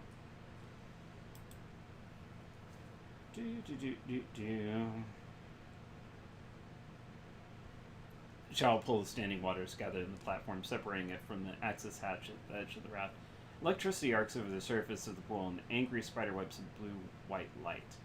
Whoa, hold up. The damn anti-boarding system gone haywire again. Look, it isn't draining the way it's supposed to. She slams the heel into her deck, her face flushing red in frustration. Again? We just fixed the pump last week! Anti-boarding system? Isabel looks up from the crackling pool, fixes her eyes on locals. What the hell is this? A bad idea, that's what. Blame the Shadowrunners that lived on this thing before we did. It's like an anti-theft system on the car, only a lot meaner. When it gets tripped, the channel floods and its power gets shunted into the water. It can deliver a hell of a shock. She shakes her head at the crackling pool, scowling. Only now it seems to trigger randomly. And the pump that we installed as a workaround has started breaking down at the drop of a hat. First we get attacked by devil rats, now this. I think I'm detecting a theme on this raft. It isn't our fault. The rats have kept our people from fixing things. It wasn't like this before they infested the raft. It used to be a good place to live. Well, it isn't that dangerous, all things considered. He glances at you and Isabel, sizes you up. You got boots on, right? You could probably make it across without... Isabel cuts him off. It's pouring out. We're both drenched, and that thing has to be putting out a lot of voltage for those arcs to be visible like that. Trying to cross that pool as is would be a bad idea. A really bad idea. Like crossing the streams. Bad idea. Maybe we can find a way to drain the water. Yeah, that pump over there. I'm guessing that the one isn't working? As she points to the rusted hunk of machinery at the edge of the pool. Yeah, that's the one. It's supposed to keep this part of the deck clear, but it keeps breaking down. Ugh. Stupid thing. I swear I must have burned through 4 different fuses in the past 2 weeks. We'll try fixing the pump first. If that doesn't work, we'll have to look around for another solution. She turns away from the dwarf, sneering. One that doesn't involve crossing on foot. Eh? For you sits a very worn and very non-functional water pump. An ancient hose snakes down the pump into a drainage channel along the deck. Looks pretty busted. Maybe we can fix it with some of the junk that's littering the deck. Upon closer inspection, you can see that this pump suffers from clear signs of neglect. Years of non-constant or near constant use, non-constant, and deferred maintenance have taken their toll on the machine and is recently broken down. Heavy scoring and burn patterns also indicate the reason why the pump isn't working. A blown fuse.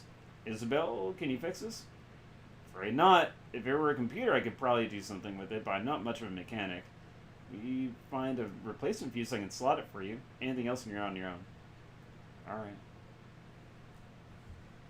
So, we're just going to be holding down my Alt key until something comes up that says, do something. Alright, talk.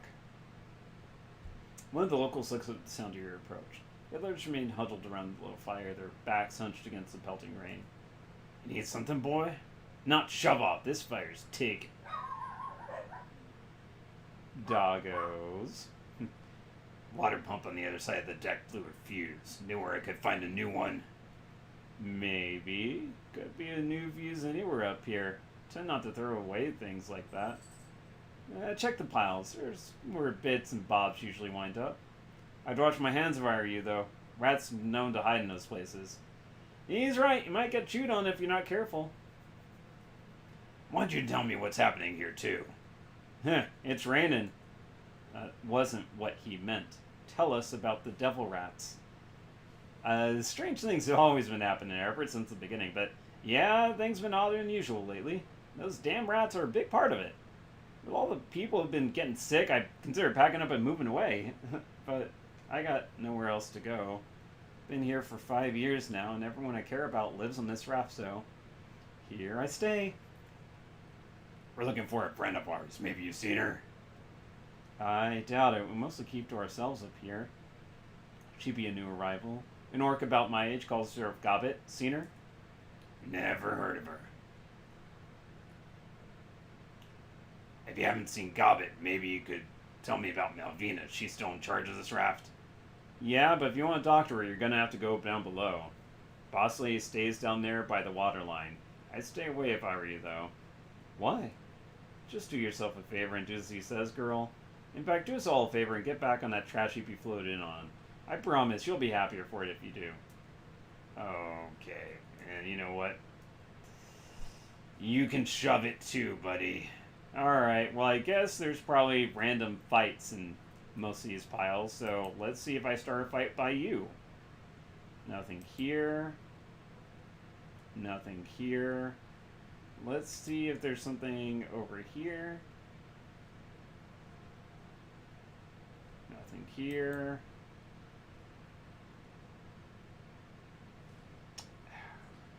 Because, of course.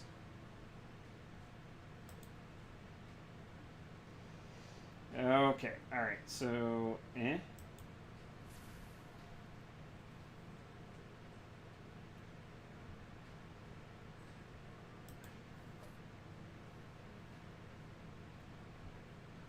Not with my grenade launcher. Hey, good shot. So I guess last but not least, because of course it's always last but not least.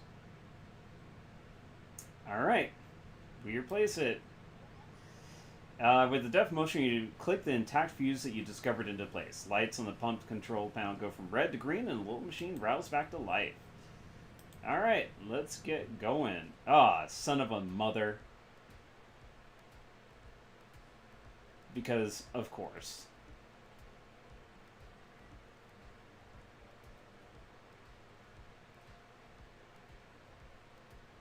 Well, thank you for clumping up.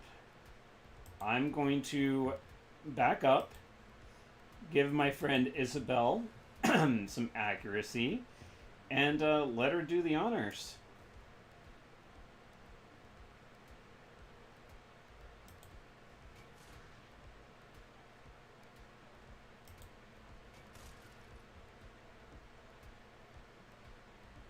GD. How come there was always after me?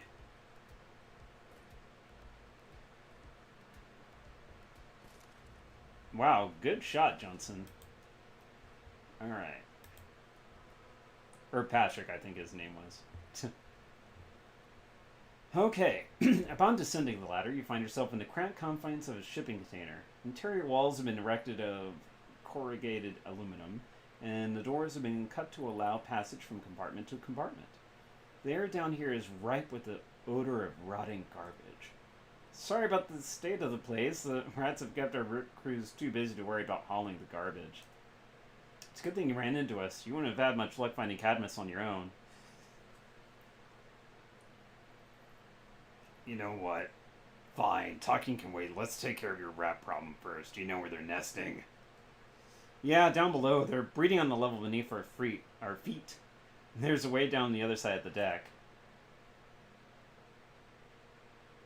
And I don't like that sound, Miss Lane. We don't know enough about what else is going on down there. What else would be going on? We're trying to hold out against devil rats that are trying to eat us. And a raft's going to hell while we're doing it. Please, just let us take you to the other side of the raft. You have to help us, you promised. Okay, first off, I didn't promise you that. I'm just curious. Yeah, we're gonna be smart about this. She's right. We need more intel before we commit to anything. The woman grows agitated. You can see a glimmer of desperation in her eyes. What do you think you're gonna find? There isn't anything. It's just us and the rats. People. For starters, Gobbet or Cadmus or Malvina. She frowns and glances unusually at her companion. We don't know anyone named Gobbet. Cadmus is in quarantine sick from a rat bite. He doesn't have long, and I doubt you find anything useful to him anyways. Chances are good that Malvina's on the lower deck, though. She's downstairs with the rats? She's fine. I've heard her speak on the intercom. Her quarters down there are well protected. I'm sure that she has no trouble keeping the rats at bay. I want to explore up here before we head downstairs. Alright, fine. You got the big guns. We aren't going to argue with you.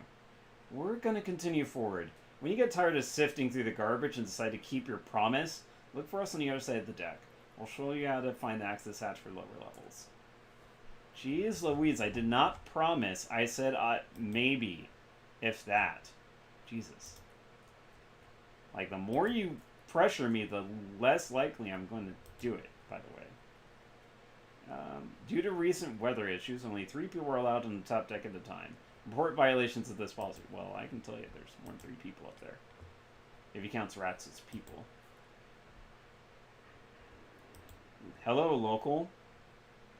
A middle-aged woman with a slouching posture stands with her back to a reinforced door. With a languid motion, she turns her head to stare at you. New folks, I'll be damned. Hell are you doing in here?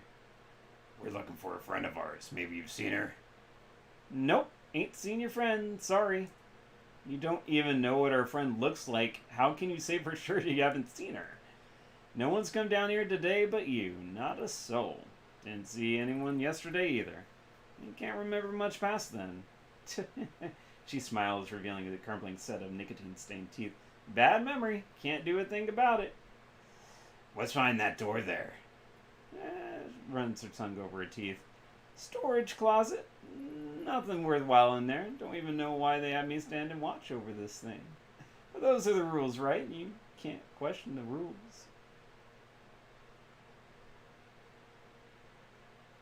I'm questioning them right now. What did the rules ever do for you? Oh, they kept me alive for one, and that means I'm doing better than some. Somebody get killed for breaking the rules? Lots of people. Can't disobey orders, not on a ship at sea. Or a rusting hulk moored in a bay.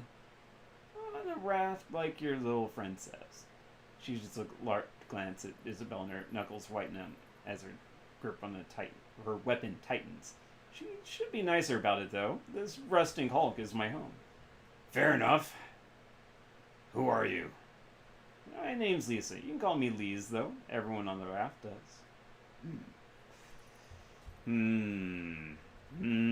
Very suspicious. And it makes me regret not getting that charisma modifier. Who knew that one charisma would have helped right there? Well, the game did, obviously. These scratches look like they were made by claws, but they're much bigger than anything that a devil rat can make. Hello, fellow ship inhabitant. Another squatter, this one more beaten up than most. Bloody bandages wrap his knuckles, and one of his orbital sockets has been crushed, deforming the silhouette of his face. He peers at you with a mixture of suspicion and hostility. Don't recognize you? That means you're new here. You picked a bad time to go sightseeing, outsider. I don't know. The place has its charms. Making jokes, stranger? Well, I'm not in a joking mood. Now tell me what you want so I can be on my way. I'm the one wandering. You were here like an NPC. Just saying.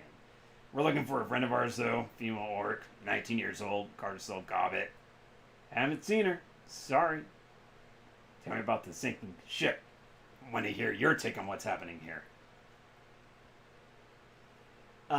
Devil Rat, Gobbet, the Rat Shaman. Yeah, let's not think about that too deeply. It's going to shit. Rats everywhere, people dying, smells like a garbage scow. That satisfy your curiosity, outsider? Can you tell me anything more? It's important.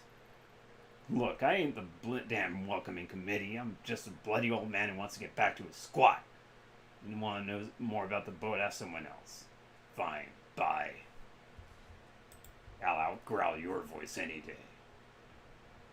Alright. Yeah, there might be a connection. Alright. Hello, fellowship inhabitant. A slender-human woman in shabby overalls looks up from her work with a frown. You can't help but notice the scars on her neck. Do I know you? What are you doing on this raft? We're looking for a friend of ours. Probably named NPC because you have a picture. She's an orc, about 19 years, goes by the name of Gobbet.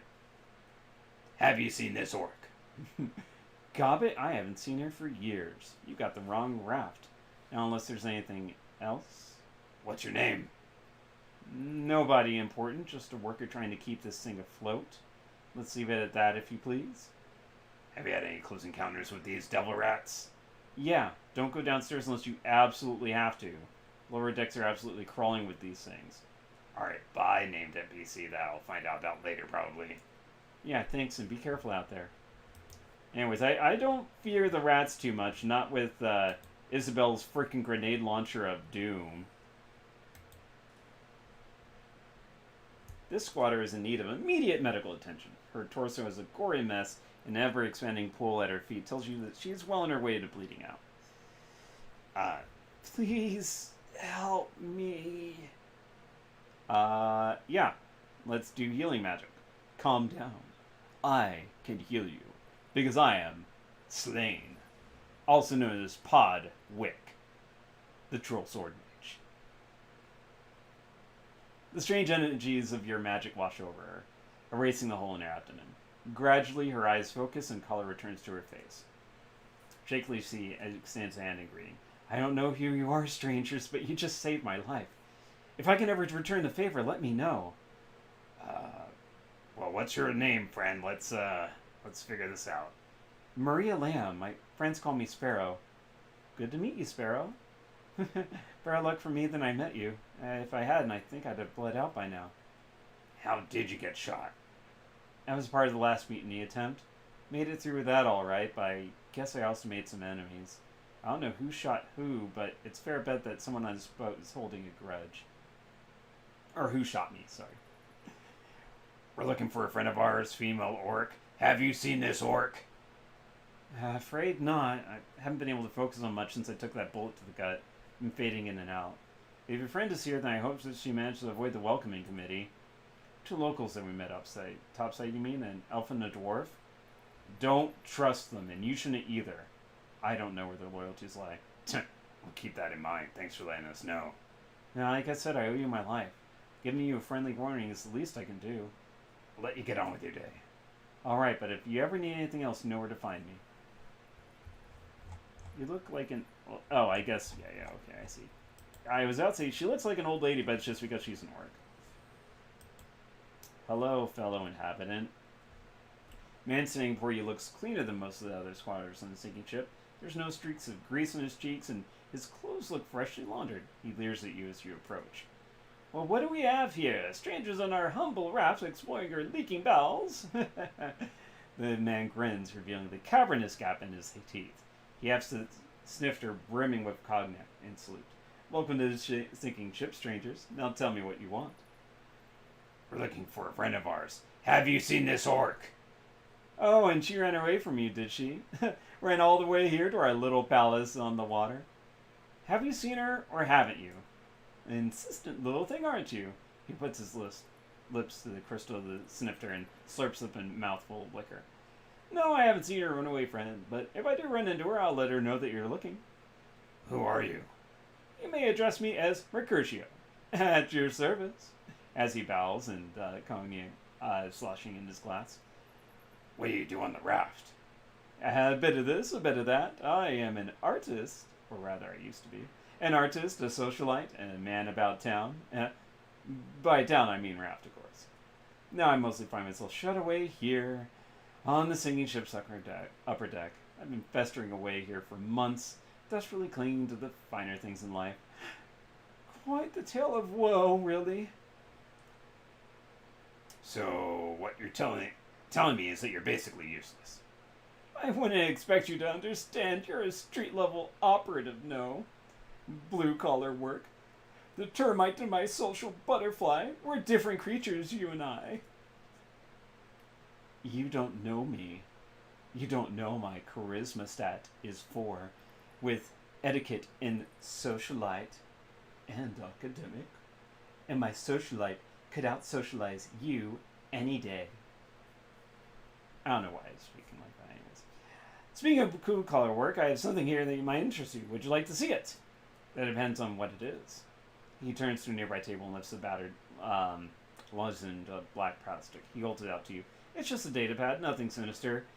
This belonged to a maintenance tech I once knew. I have no idea what happened to her, but she hasn't been seen in weeks. And you're giving this to us? Why? Turn your favor. You come to the sinking ship rather well armed, of course. He shoots a glance at Isabel's rifle and raises an eyebrow. I'd rather ingratiate myself to you now before the bullets start flying. We'll take it. Thank you. We won't shoot you first. Anytime. I wasn't using the thing anyways. The schematics on that device are all quite arcane to me, I'm afraid. Alright, we'll leave you to doing nothing in here. Whoops. There are several deep gashes in the steel wall of the container. They look like they were made by a blade of some kind. No way claws could do that. I think that's what that last part said. Yeah. Some tags, they seem relatively fresh. They haven't been there long.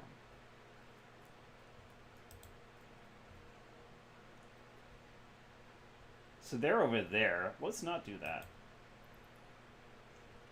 An open junction box juts out from the wall, its cover hanging by a single screw. Wires crisscross over one another in a chaotic jumble, and the whole apparatus appears to be held together with electrical tape. Jury-rigged like everything else here. She frowns at the tangle of wiring, clucking her tongue in disapproval. That's really sloppy work. I think that in an environment like this, they at least try to do some basic waterproofing. She traces the wall-mounted cables that snake out from the box with her eyes, follows them to their termination point. Looks like this box is feeding power to that door over there. If we were to short it, we might be able to get the thing open. Let's follow these instructions. You examine a rat's nest of wires, tracing each connection to its point of origin. Following the instructions on the datapad, you then snip and rewire the system and feed power back into itself. The results of your work are immediate and spectacular. You hear a deafening crackling sound, and a blinding flash of light stabs your eyes. Moments later, the hall fills with the overpowering stench of ozone. The overhead lights flutter. Up ahead, you can hear the sound of a set of door locks disengaging. Actually, wait a second. Oh! It's up this way, through this door here. As you approach, something catches your eye. Event in the wall behind the locals. Movement. Something living must be inside. Dang it. Okay. Say nothing. As you watch, the locals continue to wait for you, unaware of what's happening behind them. There's a flare of motion and something large explodes out of the vent. Gobbet lands in a crouch, her weapon raised. Don't go in there, it's a trap! Down you go! Gobbet! Alright, well, first, let's give aim to you. Second, let's strip this person's armor. And then let's say...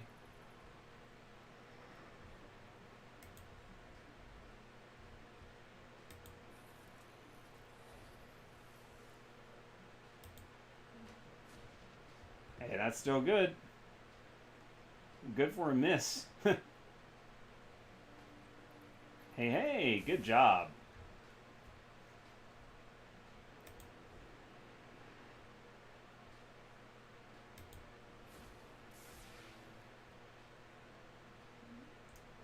Dang it. Ugh. Can't believe I missed. Oh, I have one more shot because of the thing. Yeah,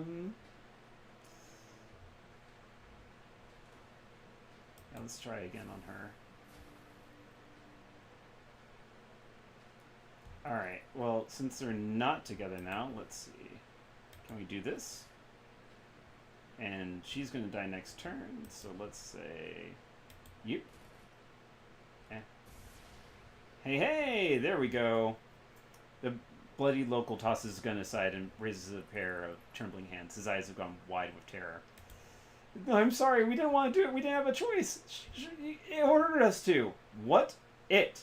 What are you talking about? Explain yourself. I don't know what it is. It talks with Malvina's voice, but it isn't her.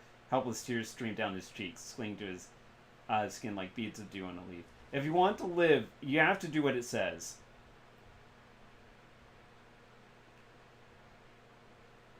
Yeah, no. That you were gonna lead us into a trap. Nobody does that and lives. Squatter screams, but to no avail. You make it quick. Gobbet dusts herself off and paces towards you. The expression on her face is grim. Hey, it is. Hey, Seattle. I don't remember inviting you on this run, but I guess I'm glad you can make it. She jerks her head towards the squatter's ruined body. You're welcome, by the way. We're welcome? Gobbit, we came out here to help you. And now that I'd finished pulling your ass out of the fire, maybe you can do that. Did I mention that they were leading you into a trap? Because that's what they were doing. Yeah, you mentioned it. What kind of trap? The kind where you end up dead. Look, I don't know exactly what they were planning to do, but I've seen them lead people through those doors before. She gestured towards the heavy double doors at the end of the hall. The people who I watched go in there never came back out again. Not a one. They'd just scream, and when the doors opened up again, they'd be gone. Well, thanks for the warning, I guess. Don't mention it. There's a long, awkward pause, and finally Isabel steps forward. So now that we're all together, do you want to tell us why you came back here all by yourself? We'd have gone with you, Gobbit. All that you had to do was ask. Yeah, I know, but I figured that this one was on me, and I didn't want to wait another minute. Besides, I had a plan. You're on a boat full of hostiles, by yourself, in a dead night, being hunted by devil rats. That doesn't sound like a great plan to me. I didn't come back here to fight, Seattle. This is a recon mission. I wanted to scope the place out, and it's easier to do that solo than it would have been dragging you two along. No offense. So you've scoped the place out. Fine. Mission accomplished. Do you know what you're doing now? Yeah, this place is fucked. I'm going to sink it. Wait, what? Sinking ship is doomed, Seattle. I feel the second I set foot aboard. She checks herself. Earlier than that, even. On some level, I think I could feel it back home. That's why I couldn't stop thinking about this place. Whatever's happening here, it's wrong. This whole place feels off to me somehow. Maybe even toxic.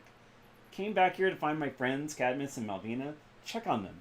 Instead, I found a swarm of man-eating rats, a death trap, and a bunch of squatters who seem intent on killing me. Her tone becomes brisk. So, I'm going to kill them right back. I'm going to use the scuttling charges that are still embedded in the hull to do that. I've already handled the ones on this level, but I haven't gone down below yet. We need to activate the charges below the waterline if we're going to bring the sucker down. So, that's where you're heading next? Downward? Not quite on account of the trap. I don't know how to get past it yet. Minor setback, right? So my next step was to figure that out.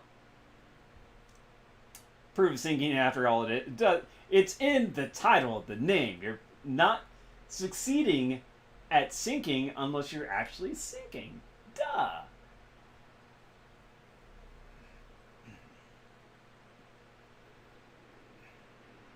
We haven't found Cadmus or Malvina yet. They could still be alive somewhere, maybe even on this level. Yeah, maybe, but I hope so because of all the people left on this raft, Cat is the one I trust the most to get us past whatever's in that room. He was always more of a mechanic than he was a shaman.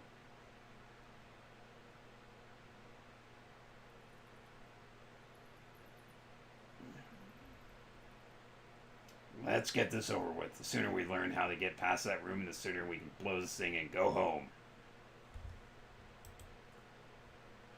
Alright, so we can open this door. Sick dwarf, hello. The stocky dwarf leans up against the wall in the container room. His skin is sallow and it hangs off his bulky frame like a half-deflated balloon. He saw plenty of sick people in the Barrens, addicts, BTL heads, people whose immune systems had been ravaged by disease. This guy looks worse. Dwarf's milky eyes track you as you approach. A wave of recognition washes over his face, but his movements remain lethargic. Eventually, he manages to slur out a few words. Gobbit, back after all this time. Yeah, I'm sorry it's taken so long. It's good to see you, Cad. Gobbit's told me about you. How are you feeling? Perfect. Thanks for asking. I mean, I'm dying and my home's gone to shit and we're probably gonna sink into the bay, but otherwise I'm great. With visible effort, he shifts his focus to Gobbit. Welcome home, girl. It's been a long time. Cadmus, I say that I'm not mad. I'm mostly just happy to hear your voice again. It's good to have a friend. Okay.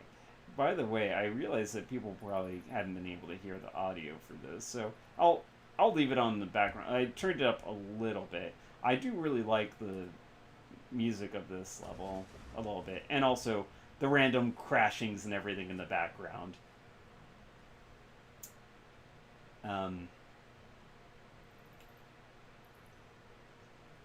Okay, first, there's a trap room at the end of the hall. Know anything about that? Yeah, me and my crew built the thing. Let me guess. Malvina's orders? First thing she asked us to do after Zooey's little rebellion. We started work on the thing the week after you left. Yasmin was in charge of the project. Can you tell us how to get past it? No. Yeah. No, but Yaz can. She should be somewhere on this level. Go find her and tell her I sent you. We will. Thanks, Cad. Don't mention it. Tell us what's happening here. Bad things. A lot of good people died. Something's gone rotten on this raft, Gobbet. You know what I mean. Toxic. And not like the song. Yeah, I can feel it. I could feel it all the way back home. Her throat moves, but it takes a moment for her voice to catch up. Cadmus, where are our friends? What happened to Yasmin and Anson and Malvina? Anson's dead. He never even made it into the sick room. Just disappeared. But I know where he went. Down there. Yasmin's still with us. Small favors, right? But the fight has gone out of her. She's content to do what she's told and tremble. Malvina ain't Malvina anymore. I guess as much. She shoots you an irritated glance. Hey, guess what? I had too, but I wanted to give my friend the benefit of the doubt until I was sure. She shifts her attention back to the ailing dwarf. Cad, Malvina went off the rails because of that Dan bauble I gave her. That's what happened, isn't it? It ain't her, Gobbet. It's something else. He struggles to contain another cough, and eventually it passes. But yeah, that shiny red egg that you and Sue lifted is the cause of it, I think. The ugliness was already inside of her, but that thing brought it out. She squeezes her eyes shut, balls her hands into fists. Shit.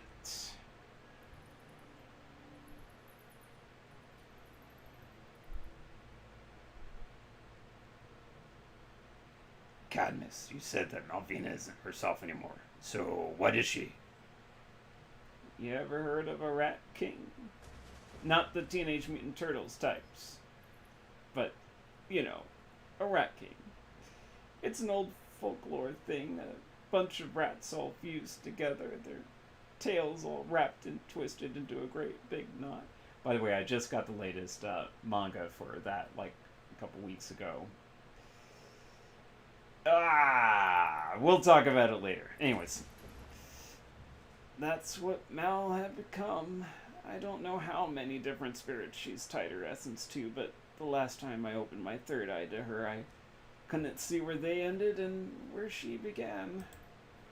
What does that even mean? I never heard of... It means she ain't human anymore, girl.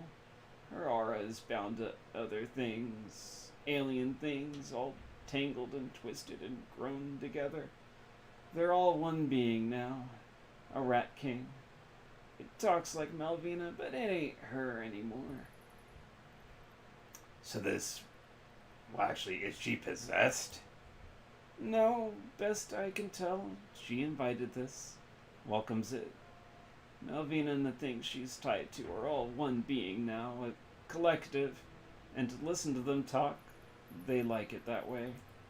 Another long wet cough interrupts his speech. He wipes his mouth with the back of his hand. That talisman the rat king is holding, the shiny object. You know how it works? I tried sensing it once. The only thing that I took away from the experience was a migraine. Felt like there were railroad spikes buried beneath my eyes for days. All I can tell you for certain is that it still works. As long as the Rat King is connected to that thing, you can't hurt it. Any holes that you put in its body will close up on their own. So, it's invincible. Wonderful. I didn't say that. It's the bauble that makes the Rat King what it is, so you're just gonna have to find a way to steal it. Gobbet managed to do that during Sue's rebellion. I bet she could do it again. So did you try to fight this Rat King? Yeah, I had enough, and a lot of us had, so we took a page from old Sue's book. We mutinied. He gestures at the writing bodies in the cots of the sick room. That's what's left of our side. Been locked in here for 5 days now, waiting for the Vetus to finish the job. The rest of us got fed to the rats. Another mutiny? Seriously? It was better than submitting to the Rat King like everyone else. I wasn't gonna serve any longer. I couldn't, not after learning what it was. Our friend is dead. Everything that was good about Malvina got eaten by the monster she has become. Unfortunately, not everyone feels the same way that I did. We've got a lot of folks on this boat, and they've all got something to lose. When push came to shove, most of them took to the side they thought would win. Excuse me. Why would the others stop you from taking the ship back? That doesn't even make sense. What do you think, girl? Fear. Fear of death. Fear of being gnawed apart by 100 vermin. Fear of that thing. So the only people here left here are a bunch of cowards. If you're so stupid to see why they're right to be afraid, you aren't gonna last long. Look at what happened to us. Take a good long look. This is what happens to people who oppose the Rat King. The folks you've seen in the raft are standing on the surface. They're all scared shitless, and I can't blame them. If anything, we were the crazy ones who are trying to fight that thing.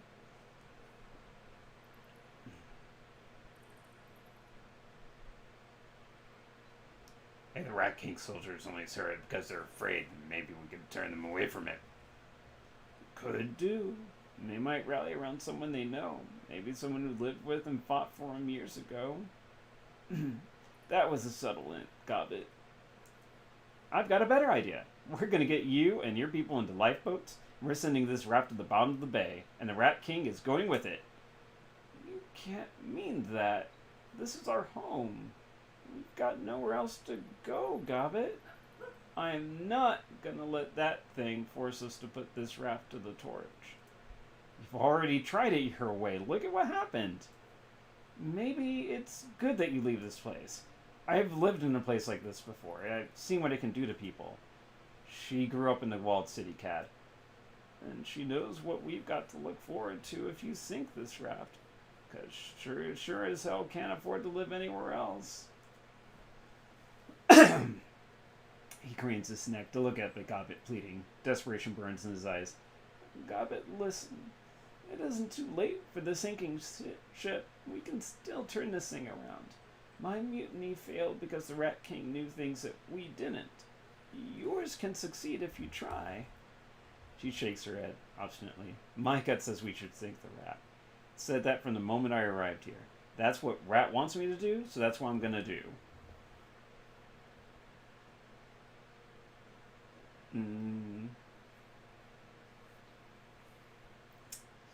Yeah. Oh, gosh. Oh, it sucks to be a nice guy. I mean, it doesn't suck. That's the path I've usually done. We're gonna play it like I'm playing Slain. Sorry, Cadmus, we're sinking the ship. You and your people just have to take your chances on land. I can't stop you. I'm too weak. I don't have the strength. I don't have the people.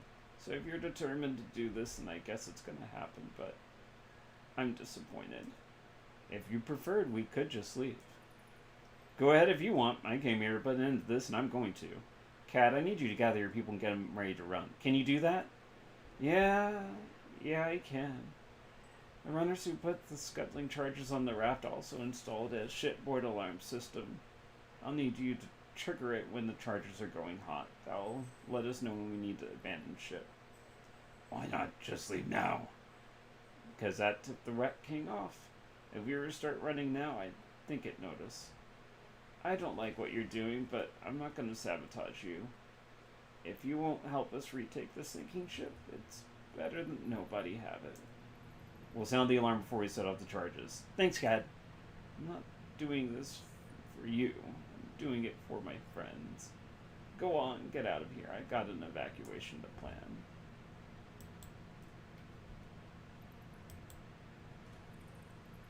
This door is heavily reinforced and barricaded. Take a bulldozer to open it. Hello, local inhabitant. Strangers, you picked a bad time to come visit. And you're a terrible door guard, or aren't you looking out for toting strangers? This isn't what I'm here for. Strangers don't concern us. It doesn't control any strangers. Not that we know of, anyways. It. The thing that controls these double rats, makes them aggressive, organizes them. Never seen it myself, but I've heard stories. You want to talk to someone? Talk to the dwarf. I'm busy. She hefts her weapon, eyes glued to the door. I need to keep my eyes open for more of those little bastards. Can't let any more of them sneak in here and not after what happened to Simon. Best of luck.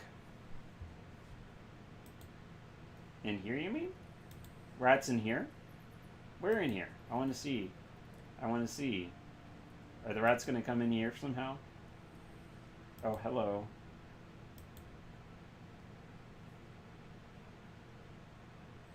You're back. Why? I was just leaving. So we could still... No.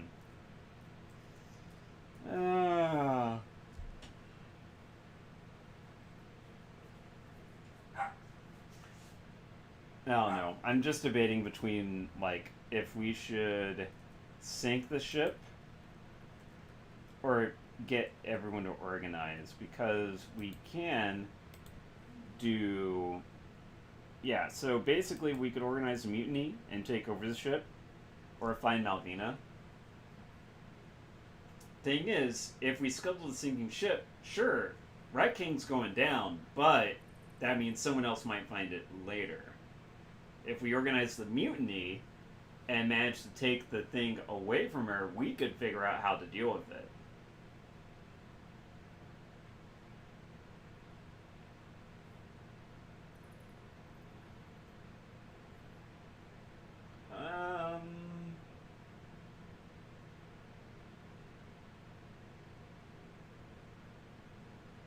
Also, I mean, I think it's more important if I'm remembering correctly, the thing that she has, if you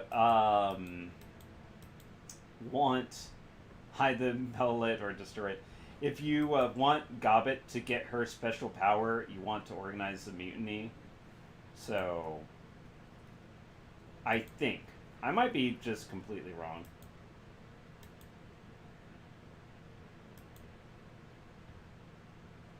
Gobbet, you're back! Hello, Yasmin. It's good to see you again. Yeah, you too. Where the hell have you been all these years? On a different boat, funnily enough. Yas, I'm a little out of the loop what's happening here. Could you do me a solid and fill us in? Yeah, we're not supposed to talk about it, but I'll tell you what I know. Casman said you were in charge of building a trap at the end of the hall. Yeah, that was me. I didn't want to build the thing, but I did to help Malvina. To keep us safe, and I've regretted it ever since. We could really use your help, Yaz. We need to get below decks, and we need to do it in one piece. Can you... I'm so sorry, excuse me. Can you help us get past the trap that you built? I think so.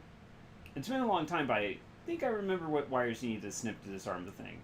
She fumbles at a nearby desk, grabs a napkin, then she produces a grease pencil from her breast pocket and begins to draw. There's a hidden access panel on the floor. You'd never find it if you didn't know where to look. You snip these wires here, and this one here, bypass this circuit. She scribbles on the napkin with a steady hand, and then flip this lever. Do that and you're done. Trapdoor won't trigger and you won't get dumped into the killing pit. Killing pit? It's pretty much what you'd expect. She snatches the napkin from Yasmin's hand. Thanks, Yaz. You don't know how badly we needed this. I can guess. Cadmus sent you to me after all. Best of luck. Tell me what's happening here. Well, we're all struggling to deal with the double rat infestation. You probably know about them. With all the rats around, there aren't any volunteers for the maintenance crews anymore. It gets lonely out here. That's it. That's all I have to say. Taz, you're talking to me. So tell me what's going on. I can't help you if I don't know what's happening. Yasmin's eyes start up and down the hall, scanning for anyone who might be coming. Her hands begin to shake. After a moment, she leans towards Gobbet and lowers her voice to a whisper. Yeah, all right. This raft is cursed. By the Rat King, you mean? Your brother told us all about it. Her voice comes out in a terrified whisper. Yes, it has spies everywhere. Rats, those little monsters, and the kind on 2 legs. If you don't do what it says, things happen to you. And it talks over the intercom using Malvina's voice, but it isn't her. I know, Yas. One way or another, I'm gonna kill it. Good. She claps a hand over her mouth, her eyes wide. Her entire body is shaking. Thanks, Yas. That helps. Believe it or not, it helps. She nods mutely, still struggling to calm herself. I'll leave you to your work. Yeah, thanks, and be careful out there. What's this about a terminal, you say? Water drifts down from a leak in the ceiling to splatter against the case of this ancient terminal. It's a miracle this thing is still functional. A blinking green cursor awaits your input. Let's see. Let's start going through messages. We need to talk about these new regulations that you keep handing down. Look, I used to be a merchant marine.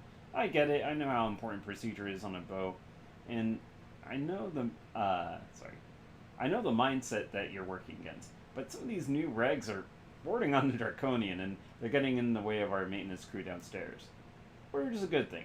Micromanaging isn't. So let's talk about it, okay? Second message. We got a hell of an infestation going on in the lower levels, and we need to start doing something about it. Can I count on you and your boys to help me with this? I know that M would frown down what I'm proposing, but she isn't doing anything to help. We have to take matters into our own hands before the things get ugly. Quarantine. This is exactly what I was afraid of, see. Those playwrights have eaten us out of house and home, and now their food supply is gone. They decided to turn on us. It's pretty clear that M can't or won't use her magic to fix this, so it's on us to deal with the fallout. I've had the upstairs maintenance crew set aside a couple of containers as a quarantine area, sick room. It's inevitable that we're going to start seeing people getting sick, and we need a place to shelf them. If we don't do this, we're going to have a panic on our hands. Vita's deaths aren't pretty. Yes, tell your brother that I got his note and I'll be there. I don't know what all this is about, but I have a guess, and if I'm right, well, I'm in. Things have to change around here for all of our sakes. It's, poor form to leave your emails up like that.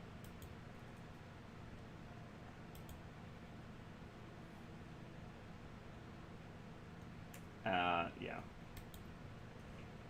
Yeah, we don't need to gather everyone. You have to do, like, a lot of favors and stuff like that, I think. Maintenance notice. All lower decks are off limits until further notice. Maintenance, AKM Malvina. Okay, there's sticker in here. Acrid. The stench clings to your tongue, sticks in the back of your throat. Smells like damp cardboard and stale urine. Gobbet surveys the room warily, her nose crinkling in disgust. She produces a napkin with Cadmus' instructions from her breast pocket and hands them to you. There you go, Seattle. You know what to do. Under her breath, you hear her muttering, let's hope Yaz knows her stuff. Trap mechanism. Let's do it. Following the greased pencil diagram, you locate a hunk of metal flooring with a slightly raised edge. Hooking your fingers under it, you lift it to reveal a hidden access panel. That's a good sign. Follow those instructions. The instructions are surprisingly easy to follow. 3 snips with your pocket knife and a rewired connection later, pockets and the floor-spanning trapdoor has been disarmed. Well, that was easy. Go on, Seattle, you take the lead. You've earned it. Gee, thanks.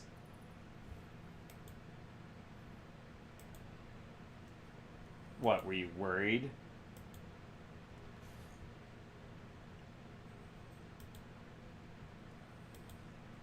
Okay, whoa. Stepping into this room is like wading into the killing floor of a slaughterhouse.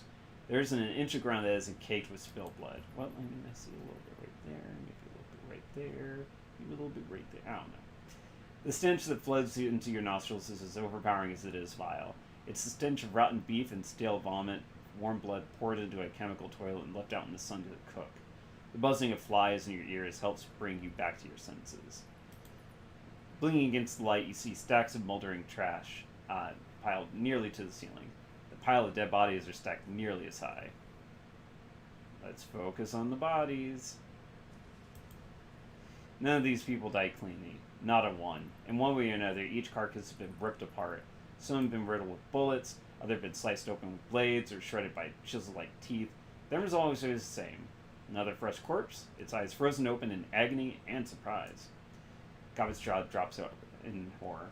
Her eyes move slowly from atrocity to atrocity, her cheeks draining of color. Beach, it... No. Not Simon.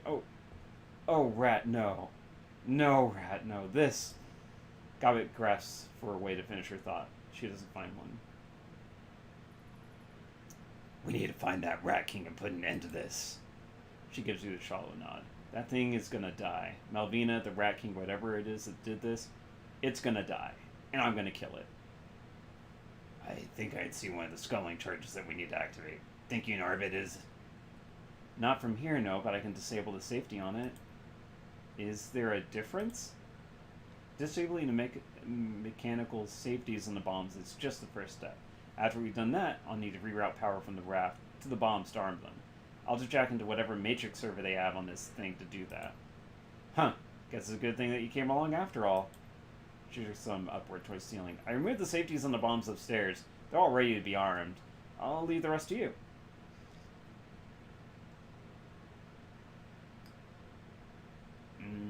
Yeah. We know what we gotta do. Let's do it.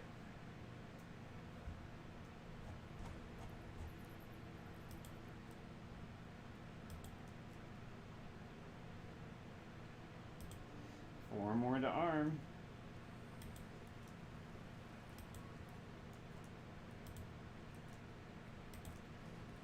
Whoops. Here they come, kids. Oh, whoops. Watch out. Oh, gosh. Ah. Okay, so let's...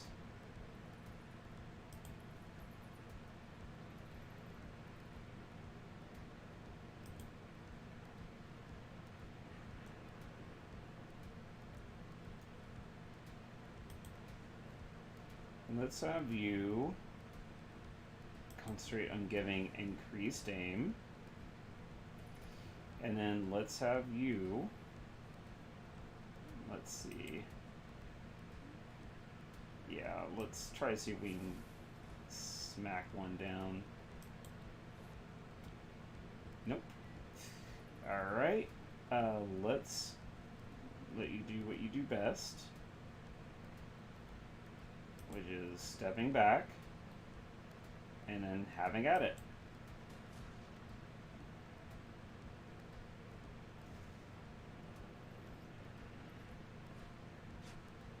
Eek. Ugh. Oof. Dang it. Can you get out of there now? Yes, you can. Okay. Oh, you only had one left. Oh, well. Alright, let's fire. And then reload. And then let's haste. And maybe see if we can finish them all off with one more grenader. Right here. Got a few more at least. Jeez, those little... Alright, so let's see. Oh my gosh.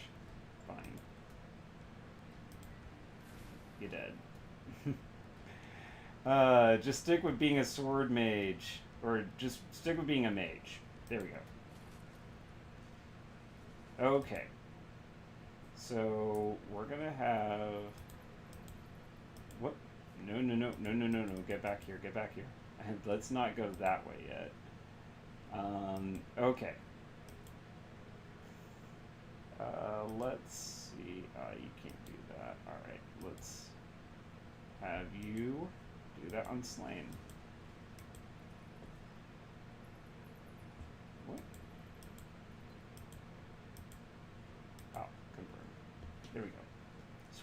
Alright.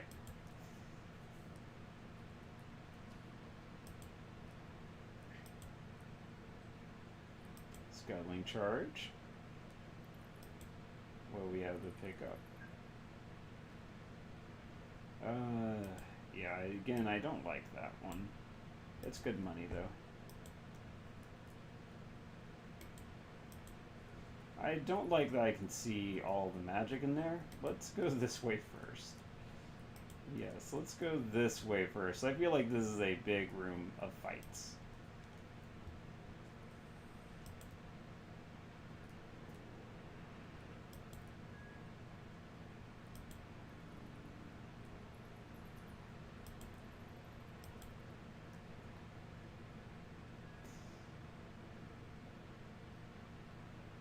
Oh.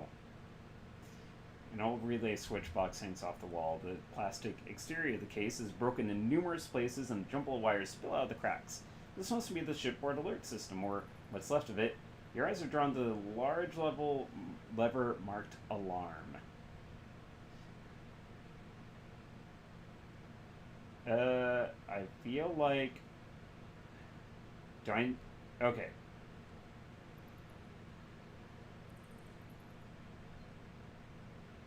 Do I do that now? I forget. Let me see if this says anything.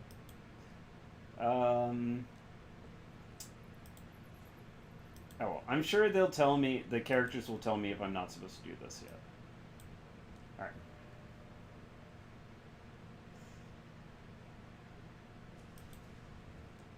Alright, yeah.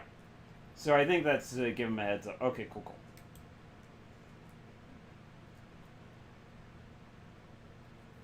So, yeah, I guess we're going into the big room.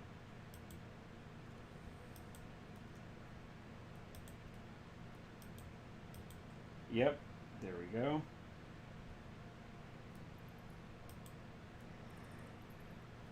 So I guess we're matrixing in here. This door is heavy.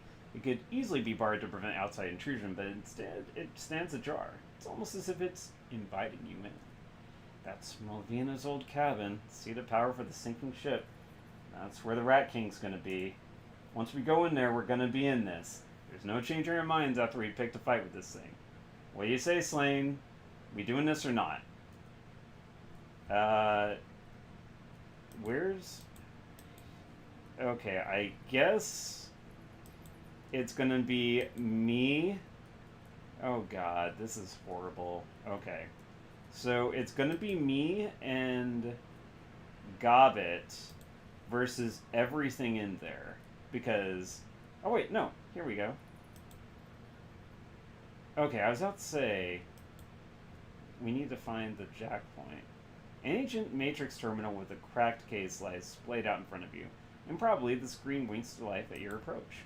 Bingo! I can use this to arm the scaling charges and sink the raft. Good. Let's make it happen. Gobbet leans in to inspect the terminal. She lifts a patch of exposed wiring with a fingernail. Reminds me of your computer back in the Revenges. Please, the weakest component of the octopus will put this thing to shame. She looks up at you. This is going to be a two-stage process. We'll need to take control of the raft's power supply and route that power into the remaining charges. Once that's done, I'll arm them and we can send this thing to the bottom of the bay. Sounds good to me. I'll be here to provide moral support. It's going to be trickier than it sounds, and it'll take time. I'll need you two to watch my back while I'm doing it.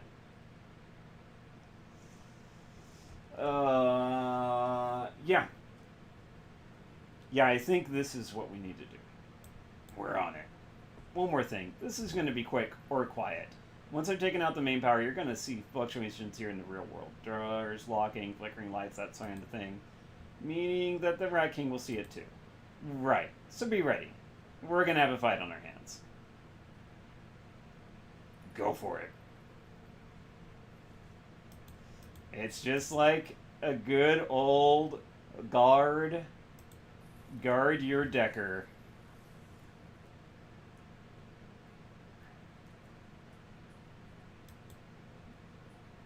Okay, let's see. So this is going back and forth.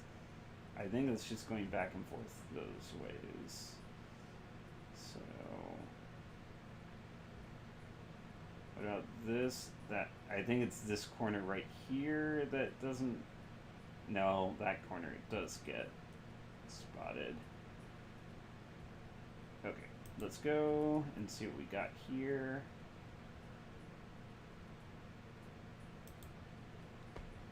Dang it. Yeah, I didn't know how I was going to really get around that, unfortunately.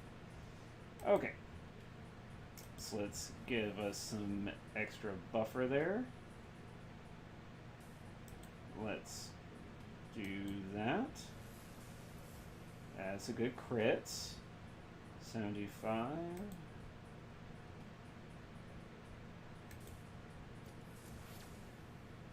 Okay. Yeah, I really did not see much of a way to get around that bit. There's just so many of these things. Okay.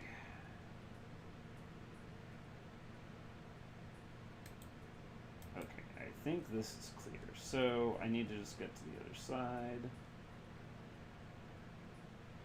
So it has this process. Alright, there we go. First stage done.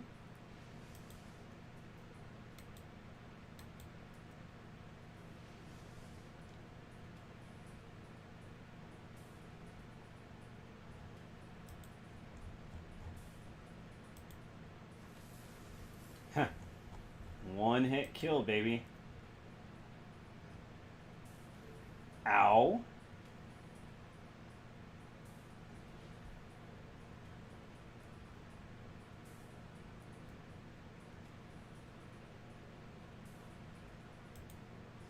Okay, let's just pop up there and then we'll heal ourselves a bit.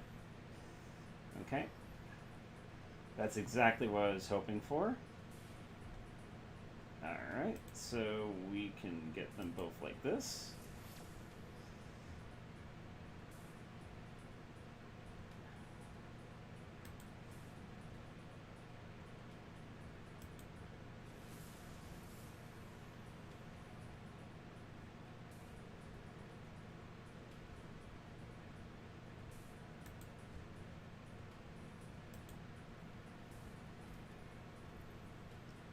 Let's see what you can do.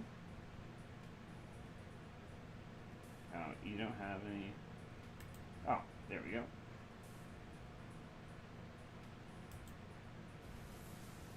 Sweetness.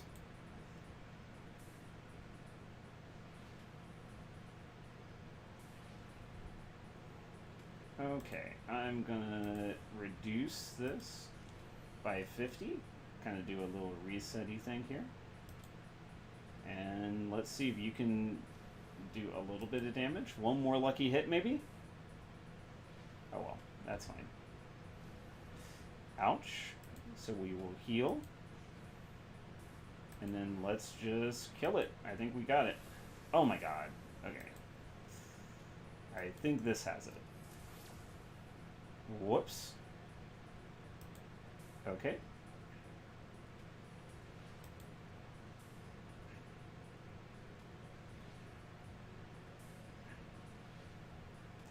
Okay, one more time without the oops. There we go. Alright. Lights in the engine room flicker. All across the raft, shipboard systems begin to fluctuate and fail.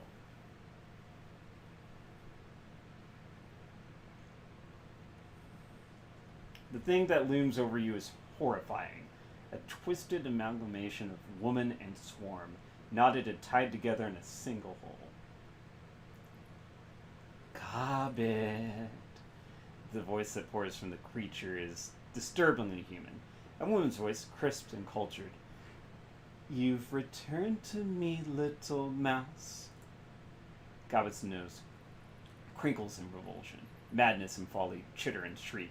Save me the speech, Malvina, or whatever you are. You didn't sell the whole benevolent monarch thing very well when you were human, and nobody isn't doing you any favors. Insolent girl, you forget your...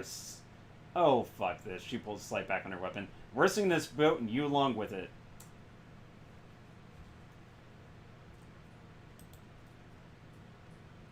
Hey, we found Malvina.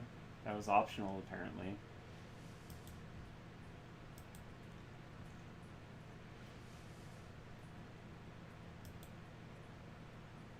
Yeah, I was like, why aren't they reacting?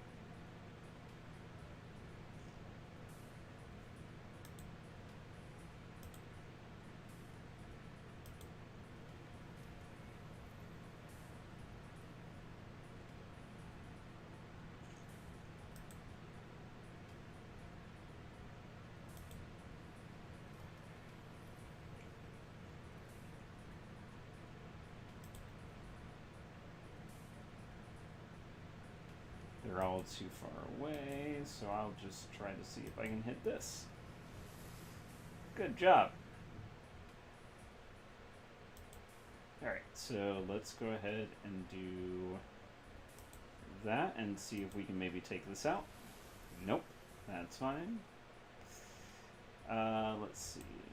Well, you're the most important.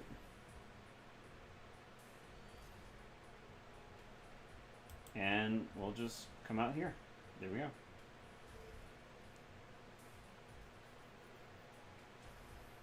Hopefully we lure them out. Oh, well, that's fine. That is perfectly fine. Hey, got one. Alright, and then let's cast aim on ourselves. And then let's see if we can take this one out. Sweet. Alright, so let's see if we can get you down.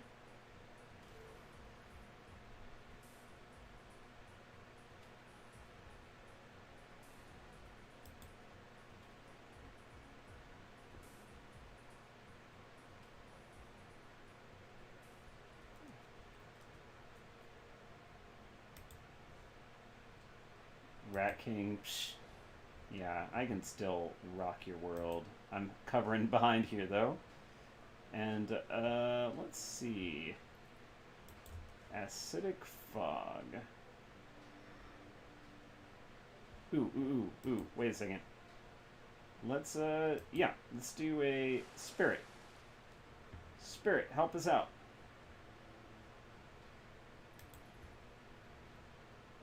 Yeah, let's go after you.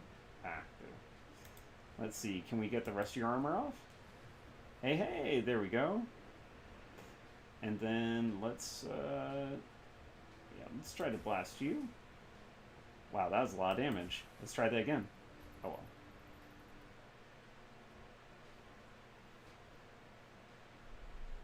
well. They are ignoring the piece of prime real estate right there. That is unfortunate. Do not hit our Decker, please. Do not go after our Decker. Where's the... Yeah, as our Decker is just gleefully unaware.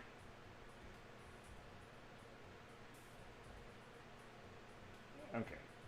Let's just pop over there.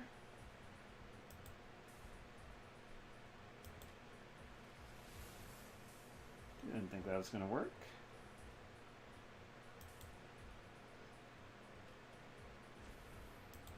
Hey, one more hit. Nope.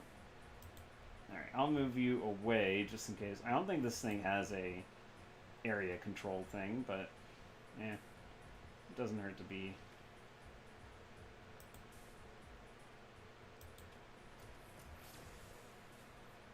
Good.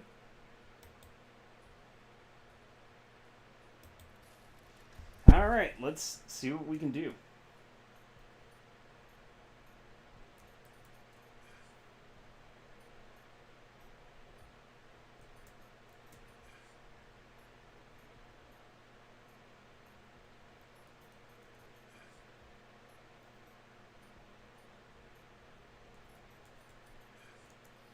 Alright, let's see what we got. So, 2 M's. Yeah, this one. Sweet.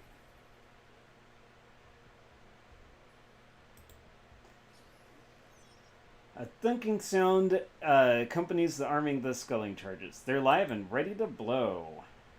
I I guess let's go ahead and deck out.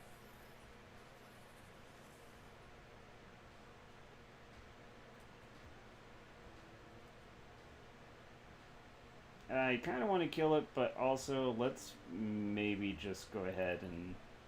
Alright, first, can you get out?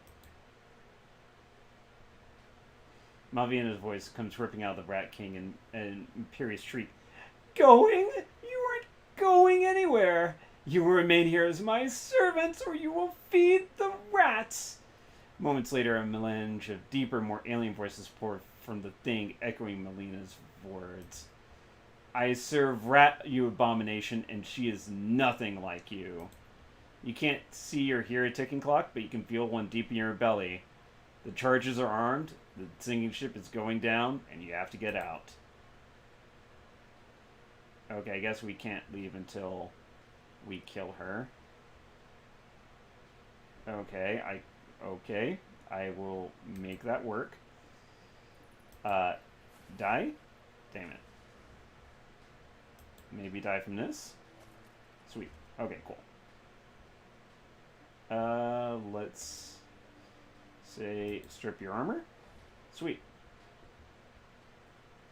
Okay. So I'm gonna go ahead and say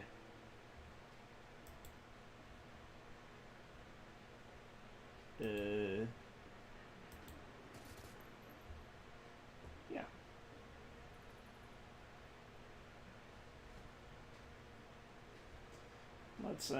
Let's try to kill these suckers here. Sweet. Boom. What about you? Oh my gosh, come on. 56% chance and nothing.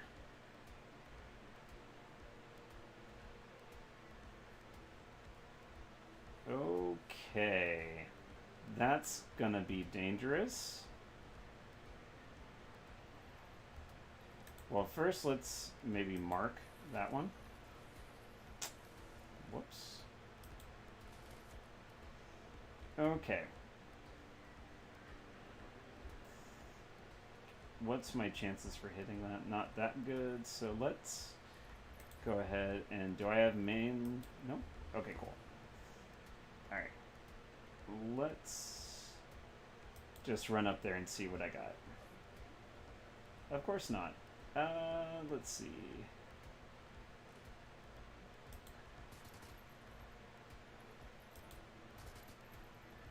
Boo.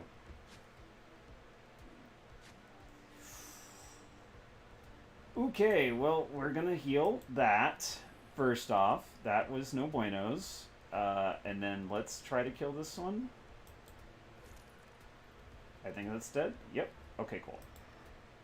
Alright, so mark that again.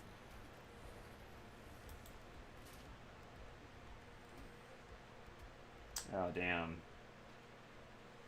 Okay, I think we gotta kill the Rat King. Oof.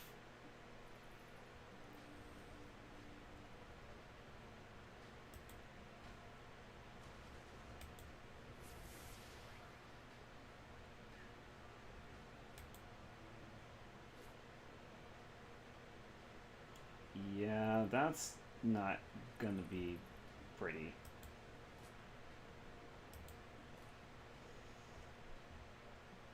Yeah, this is not gonna be fun.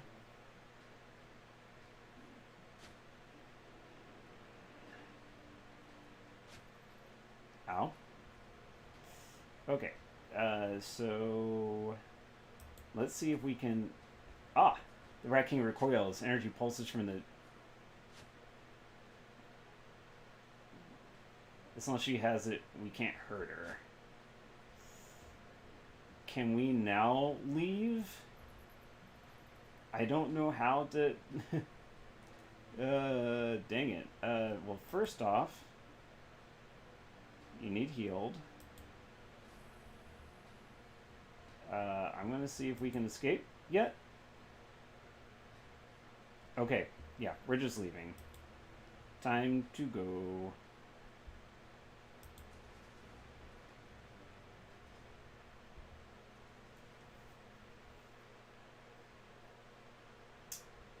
Alarm claxons blare and the emergency lights flash red. Scuttling charges are armed and primed to explode. Somewhere deep inside the sinking ship, an eternal clock countdown begins. Well, that's that. We've done it. This rust bucket is going down. Good riddance. And Camus and his people should be able to make it to safety too. Maybe we should hold off on celebrating till we made it off the raft? You think?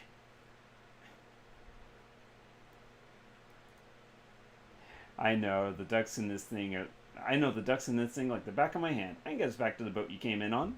She beckons you towards an open vent hidden behind one of the raft's massive engines. Come on, you two. Let's get the hell out of here.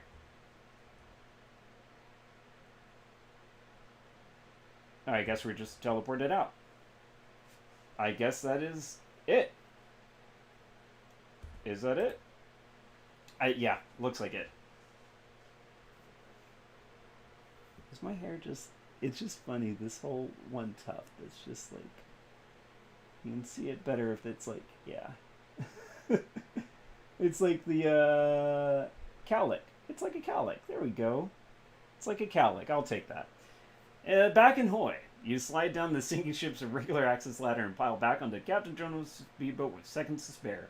Gavin and Isabel come crashing down behind you, skidding and sliding across the deck of the pirate vessel. Jomo opens the throttle into his little boat's engine, and an instant later, you're flying. Quite literally. The speedboat puts on speed, taking you away from the sinking ship and the nightmare that you left on board. A series of explosions rock the enormous raft. Even from this distance, the concussion shakes you like a ragdoll. Gobbet is nearly thrown overboard, but Isabel catches her in a flying tackle and pins her to the deck.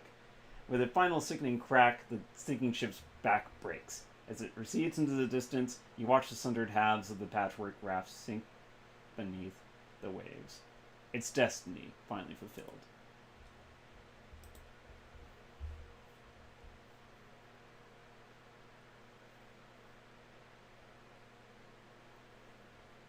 Karma gained 8.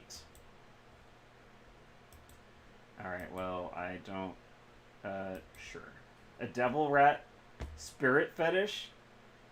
Well, that explains some. Alright, and let's see. If the user is brought into a stunned state, they will be jolted awake with 1 AP. Oh. Or... high energy flash bulbs hidden inside a cyber AI. Capable of temporarily blinding an opponent. You know, it's better that if you're ever stunned, you can still get out of it, I feel like. Recoil compensation, full auto, no, I mean, I don't really care. Sure, whatever. Alright, so Gaichu, we're just doing this automatically. Ooh, metal cover bonus. Very nice. Preventing critical hits in the open, that's really solid. Although we usually use Heaven, because that does the enhanced crits, but, you know, whatever. Does Gobbet have the Behelit? I don't want to think about it at the moment. And if we went the ghoul path, it would create a cloud of nonsense. Alright, we have firearm systems. It can pierce up to 2 armor. Huh. Or all the attacks on the melee systems bleed targets. Let's just stick with what he's good at. Alright. Alright, wait a second. Did everyone get... Yeah. Everyone got an extra AP as well. That is great. So that means instead of 2 actions a turn, we should all have 3. Your comm link chirps and Kindly Ching's rusty voice slides through the speaker. You can hear the sounds of Mahjong players laughing in the background. It's Auntie Ching, dear. My, but you sound happy, Auntie Ching. Oh, I am, my sweet. I'm one step closer to breaking Josephine Tsang. I have a lead on the location of the plastic-faced man. The man we saw in the surveillance footage meeting Raymond Black at the tea house on the docks. Where is he? Not on the comm. Come see me, and we'll talk. Yay! So, yeah, it's, we'll just go ahead and, check our 2 merchants, the swordsman and then the magic, and I think we will call it here for tonight. All right. So, ooh, Ares monosword. Wait, Chinese war sword. Wait, what? Okay, so we got some new weapons. Let's go into our thing. Sell. I'll keep that. Ah, it's so close. Well, I mean, I'll probably sell my base weapon, but let's see. So, Centurion Laser Axe. Or Ares Monosword. Or Chinese War Sword. Yeah, I don't need to spend the thing. So, Any better armor? Ooh, and better armor. Okay. Well, unfortunately, I can't equip any of these yet. But it's good to know that... Oh, dang it. Close Combat 7? Yeah, I gotta... Yeah, that's all for now. So... Let's see. Because I can get Strength to 7, I wouldn't be able to get Close Combat to 7. So let's see what magical spells that Crafty has. And I'm 90% sure it's at this point where we'll just be able to basically do run after run. Because we've gone through most of the NPCs' dialogue. I forgot to talk to Ambrose last time. A sight unexpected from the Windows Slapdash product displays strikes you as you walk through the shop. Everything is clean. Unusually clean. Not spotless, a nearby food plate resting atop a small collection of books speaks to that, but otherwise the piles of journals and notebooks and books from before are, for the most part, on shelves. Organized. The shopkeeper is nowhere to be seen. You don't remember whether an open sign was on the front door, but the handle turned easily enough. Someone must be here. I ring the bell. You hear a thump, followed by a loud shit. Crowdy leaps up from behind the counter, rubbing the top of her head, a duster in her other hand. Her eyes widen when she sees you. Slain. Wow, you've been busy. Feel like I've walked into another dimension. Crafty raised her common weight. I was getting outed by some of my regular patrons. Maybe a sanitation officer or two. You see the urgency in her eyes as she leans forward. It doesn't matter, Slain. I found it. The thing we've been searching for. I know what's happening inside the walled city. I'm all ears. The Yami Kings are real. Whoa, now, that's a big leap from imaginary monsters. Crafty's eyes hold your gaze with an unshakable intensity. I'm serious. You know me. I'm the last person to start believing in Santa Claus, much less my mother's ravings, but this is solid. The Yama Kings are real, and they're coming. She lays her palms flat on the counter, almost breathless. They've been on their way to the walled city since the place was built. The dreams, their portents of their coming. Omens manifested as dreams. Still... Just think about it. The strange things we've been dreaming, the sensations, the hunger, asleep or awake, it affects us all the time, anywhere. The connection, we're all in or near the walled city, itself a beacon for disaster. Something or some things have noticed the city, and now we're noticing them.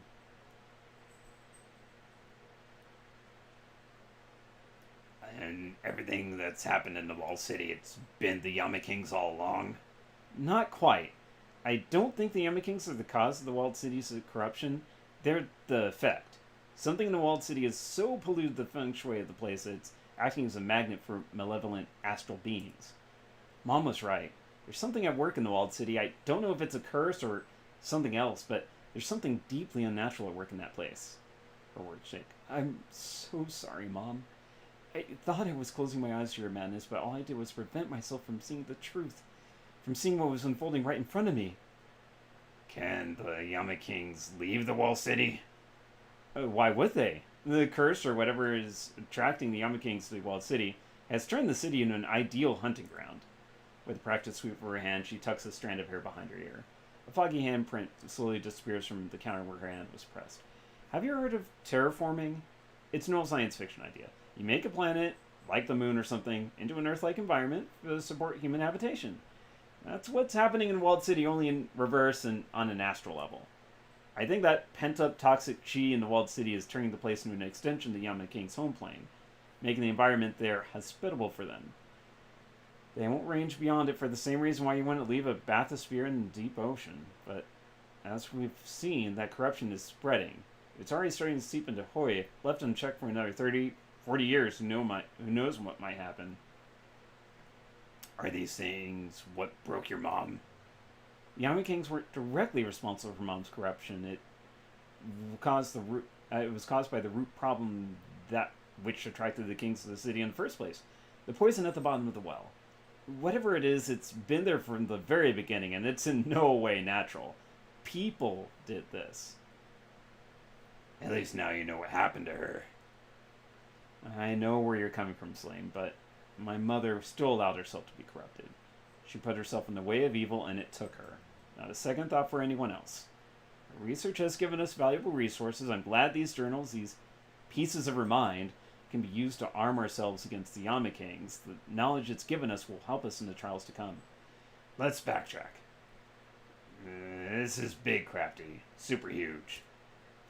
At your words, an unusual mood washes over Crafty. She raises her hands and grips her tattooed arms like her chest. Please, Slane, you have to stop it. This evil, for yourself, for my mom, for everyone in Walled City and Hoi. Nobody outside of our community will care about this. They've already written people like us off. If what's happening in here is to be undone, we have to be the ones to undo it. I'll see what I can do.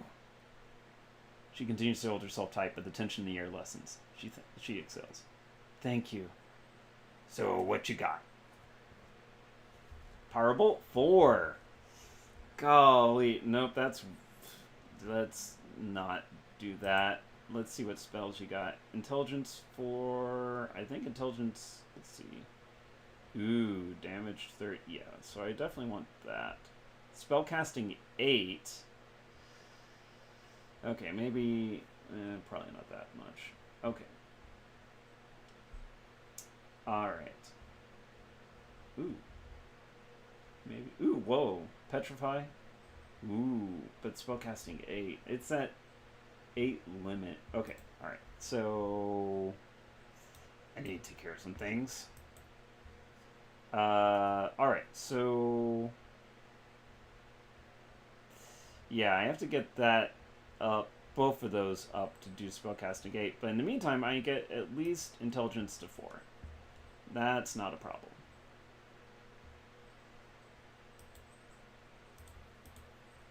Okay. Whoops. Sorry.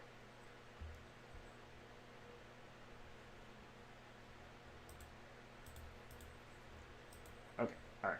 There we go. So, let's see. Alright, so we can get that. A bolt of lightning bounces to the next closest 2 characters. I would love that, except it doesn't say the difference between friend or foe. So, no thank you. We can't do Fireball 3. We can't do Flame 4.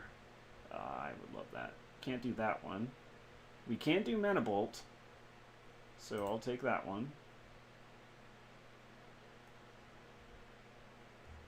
Is there a Lightning Bolt 4?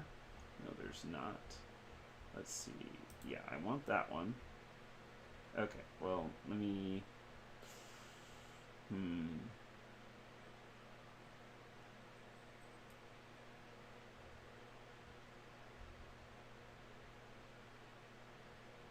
What's a bit of lightning damage among friends? Yeah, I don't want to piss them off that much. Okay, so I think I'll get that one as well. So I can get that. And then I can get Lightning Bolt. I just need money. Yeah, this last drop we didn't make any money either. Let's go ahead and instead of this, we'll get Lightning Bolt 3, because it does a little bit of AP damage. So, yeah. Yeah, there we go. I need to get that replaced, though. Ugh. Actually...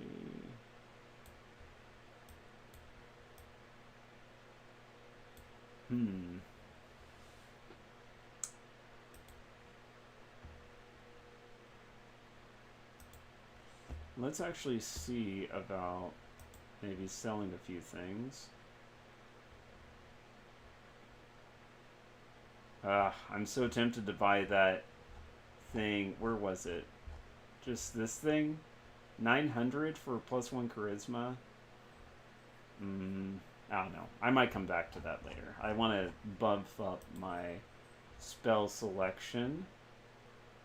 So, let's see. So, yeah, I need to sell. Yeah, it might be dumb, but I'm going to sell these two things. So that'll get me up to 2,000, which will let me buy the other thing I wanted to buy, I believe.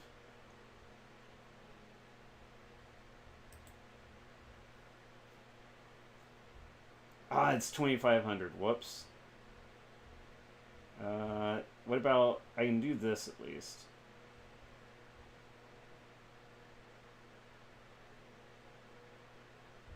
Yeah, so I do want to get that. And that'll give me a good AoE spell. And is aim conjuring? No, it's not. Where is aim? Are there no more aims? Let's see, I got healing 2. That's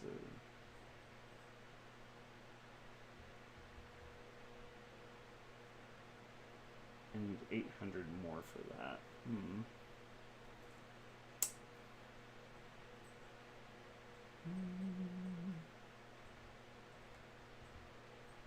Okay, I'll get that later. But yeah, I got that. Okay, so I have 1, 2 extract spells. In the meantime, I got this. So, hopefully by doing a couple of runs, I'll have a little bit more money. You know what, I'll do, because I do think we are kind of getting on the tail end of the NPC dialogue, I'll go ahead and do that and wrap it up now. And then, yeah, so let's see. Reliable Matthew. Slain, here's looking at you. Reliable Matthew gives you a big wink, suitor sign. His eyes don't seem to reflect an emotion as usual. You in the market to buy for a high-powered grade A Automos helpers, or just here to hang out? Because if you're here to hang out, Matthew's synthetic personality seems to flicker for a moment. His expression pulses back and forth between smarmy cheer and something like shy happiness. That's be okay by me. I'm just hanging, Matthew. Good to see you. Right on, beautiful. Right on. Reliable Matthew smiles blissfully, looking around at the docks. He admires the looming, oppressive mass of the walled city. Take your time. Make yourself at home. I'll be right here if you need anything. He flashes you a big smile. Exaggerated and fake looking, but also somehow genuine. It's good having you around. At least we got him happy.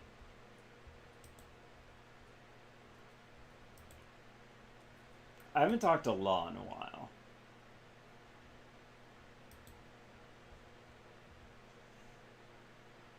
Ooh, wait. What is this? Yes, I'll take. Sure.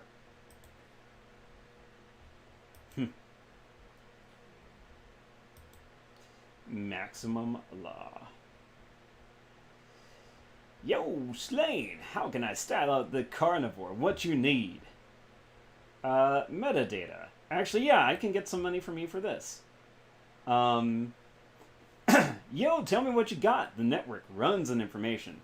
Red Dragon Association just got framed for industrial espionage at Ares Asia. Damn, that's cold. How'd that go down? Someone stole a prototype from Ares Asia while planting evidence. Well, actually... Let's just say they're getting the bill, but not the goods. Vicious. The buzz in networks that they're getting chewed up right now over in Yasimon. I wonder if Ares is the chewer. Let's see what I got for you. Guard program. Here's my surplus stack. Check this shit out. Yeah. Nuyen. Give me Nuyen. I'll build this as a data expense. When Poe recognizes the intrinsic value of information, information is money. Boom! Pleasure handling meta with you, Slain. A little meta is like a fresh memory defragment. It makes my whole day better. I got a little more for you. Entertainment bigwig Neville Ma is a vampire associate. She healed him after his recent auto wreck in exchange for living the high life. No one's gonna believe that. I know it sounds crazy. It's not that, it's, that's word for word the plot of a side quest in the new expansion pack for Gangzhou Heat Year of the Snake. Everyone's playing it. Memes like that are flying everywhere on the boards right now. I mean, I believe you, Slane, because you're legit, but no one else will. Here, I'll still hook you up. I guess reality is as strange as fiction. Let's see what I got. No. Money. Give me money. Boom. Alright, see you later, Law. Yo, Slane, let me know if you need anything. You're the biggest carnivore in the Kong. Damn right I am. Okay. Let's see. Ambrose.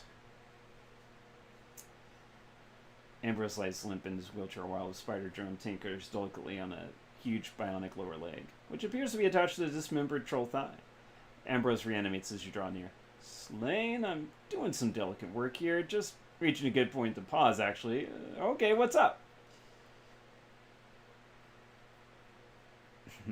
So, what are you doing? Is that someone's leg? It will be. It's a vat-grown biological upper on a cybernetic lower. I'm merging the two together. It's gonna give this poor guy the upper leg he wants back, with the lower leg he needs. You interested, huh? Okay, check this out. I'll be back. Ambrose goes limp. Half-dozen robotic arms suddenly pulse in the balletic surge of activity, working on the leg, bristling with needles, scalpels, forceps, microsoldiers, solderers, glue, and various other tools. For several minutes, there's no sound but quiet clicking. And when the work is complete, the slender robotic arms draw back. They hover near the ceiling around the operating area like giant attentive stick bugs. Amber's eyes flutter back open. He continues talking, hardly skipping a breath. This guy works in the tunnels with his feet in sewage all day. He got some kind of flesh-eating trench rot right up his leg. Nearly killed him. They had to amputate at the hip. I'm giving him his upper leg back, but using a chrome lower leg so it won't happen again. Pretty cool, Ambrose. This is nothing. You should see what they're doing in research now. Growing tissue so it interweaves with mechanical matrices, wild shit like that. Supposedly they can now genotype a fetus in the first trimester, take a stem cell from it, and grow upgraded organs for it by the start of the third trimester. Then implant them in utero and still have a natural birth. It's incredible. It's the start of the superhumans. Speaking of super metahumans, I bet you're not here to talk about this lake. No. How did you become a street doc? Ambrose's face becomes grim. You want to keep going with this lane? Alright. After that ambush, things were desperate for a long time. We had to borrow a lot of money. Karen had blown ears and a brain injury, and I was a chunk of raw meat. I was so bad I was almost euthanized. Shit, I wanted to be put down. Then we turned the tide. Before you continue, why didn't they euthanize you? Because of Karen.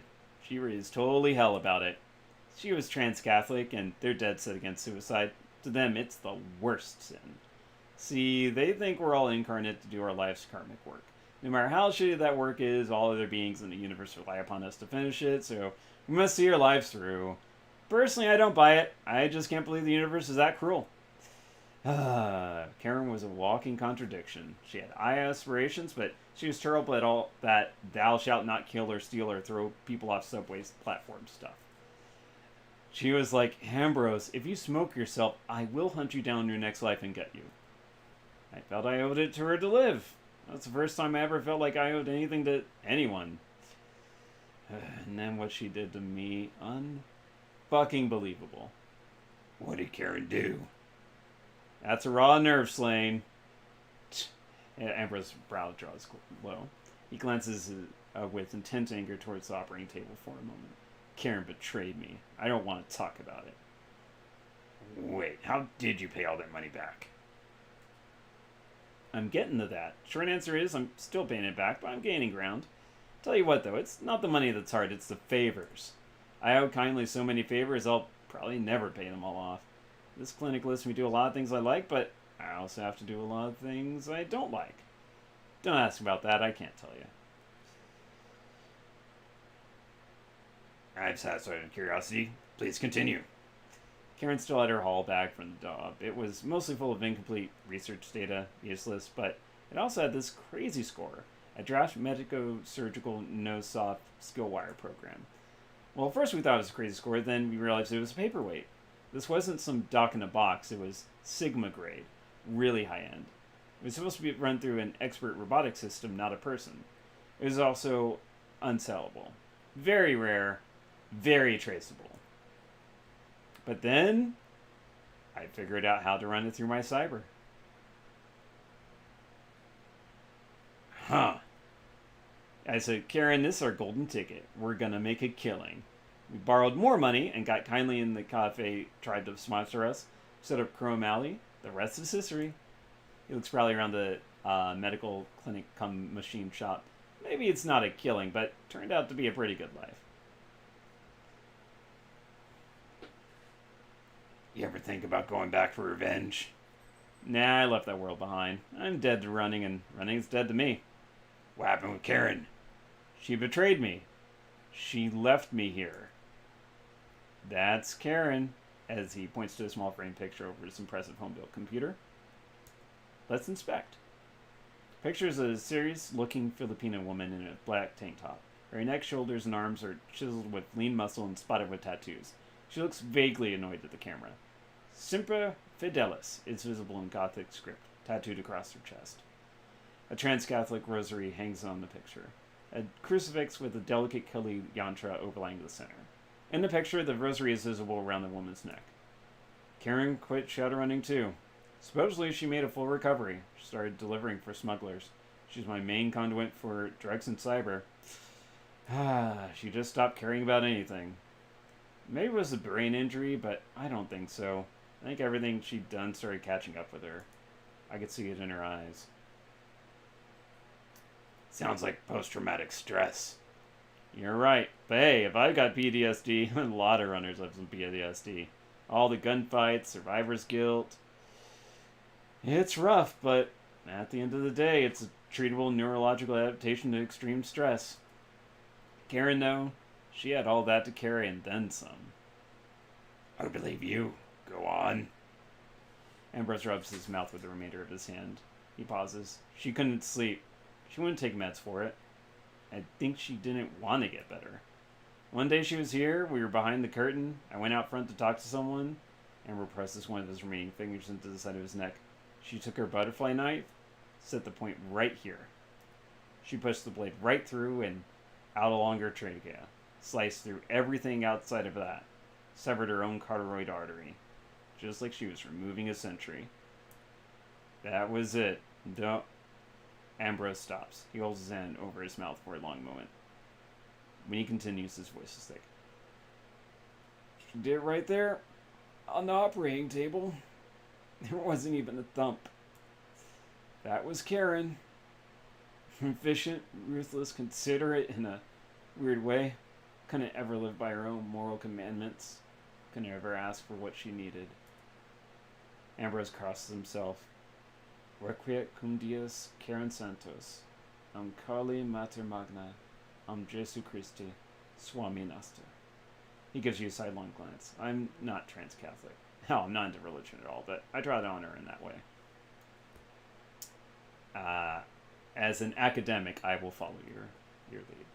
Ambrose silently bows his head as you recite a string of words in Sanskrit and Latin, invoking Karen to rejoin the trans-Catholic concept of universal oneness, the Atma Brahma of the Holy Ghost. Ambrose joins you in the final recitation. Shanti, Shanti, Shanti. Amen. His eyes are shining when he looks back at you. Thanks, Slane. I never learned it in full, even though she said it over me every day when I was all messed up. Ambrose looks silently at Karen's picture, eventually turns back to you. Ripshot's dead. My old hood in Chicago was in the containment zone, and Karen, well, she was my best friend ever. I'm the last man standing. So here I am. I think I survived for a reason, so I can make other people's lives better. It's what I'm trying to do. Life is what we make it, right? Yeah, Ambrose. Life is what we make it. Here, you want a drink? We should have a drink. Robotic arm flings open a cabinet, clatters inside it, and swings across the room, clutching a sapphire blue bottle. This is Lambanog, Filipino coconut vodka. Have a shot with me? Sure, I'll have one. The robotic arm pours 2 shots, swings one over to you. Ambrose gingerly takes the other in his ruined hand and holds it up. To fallen friends.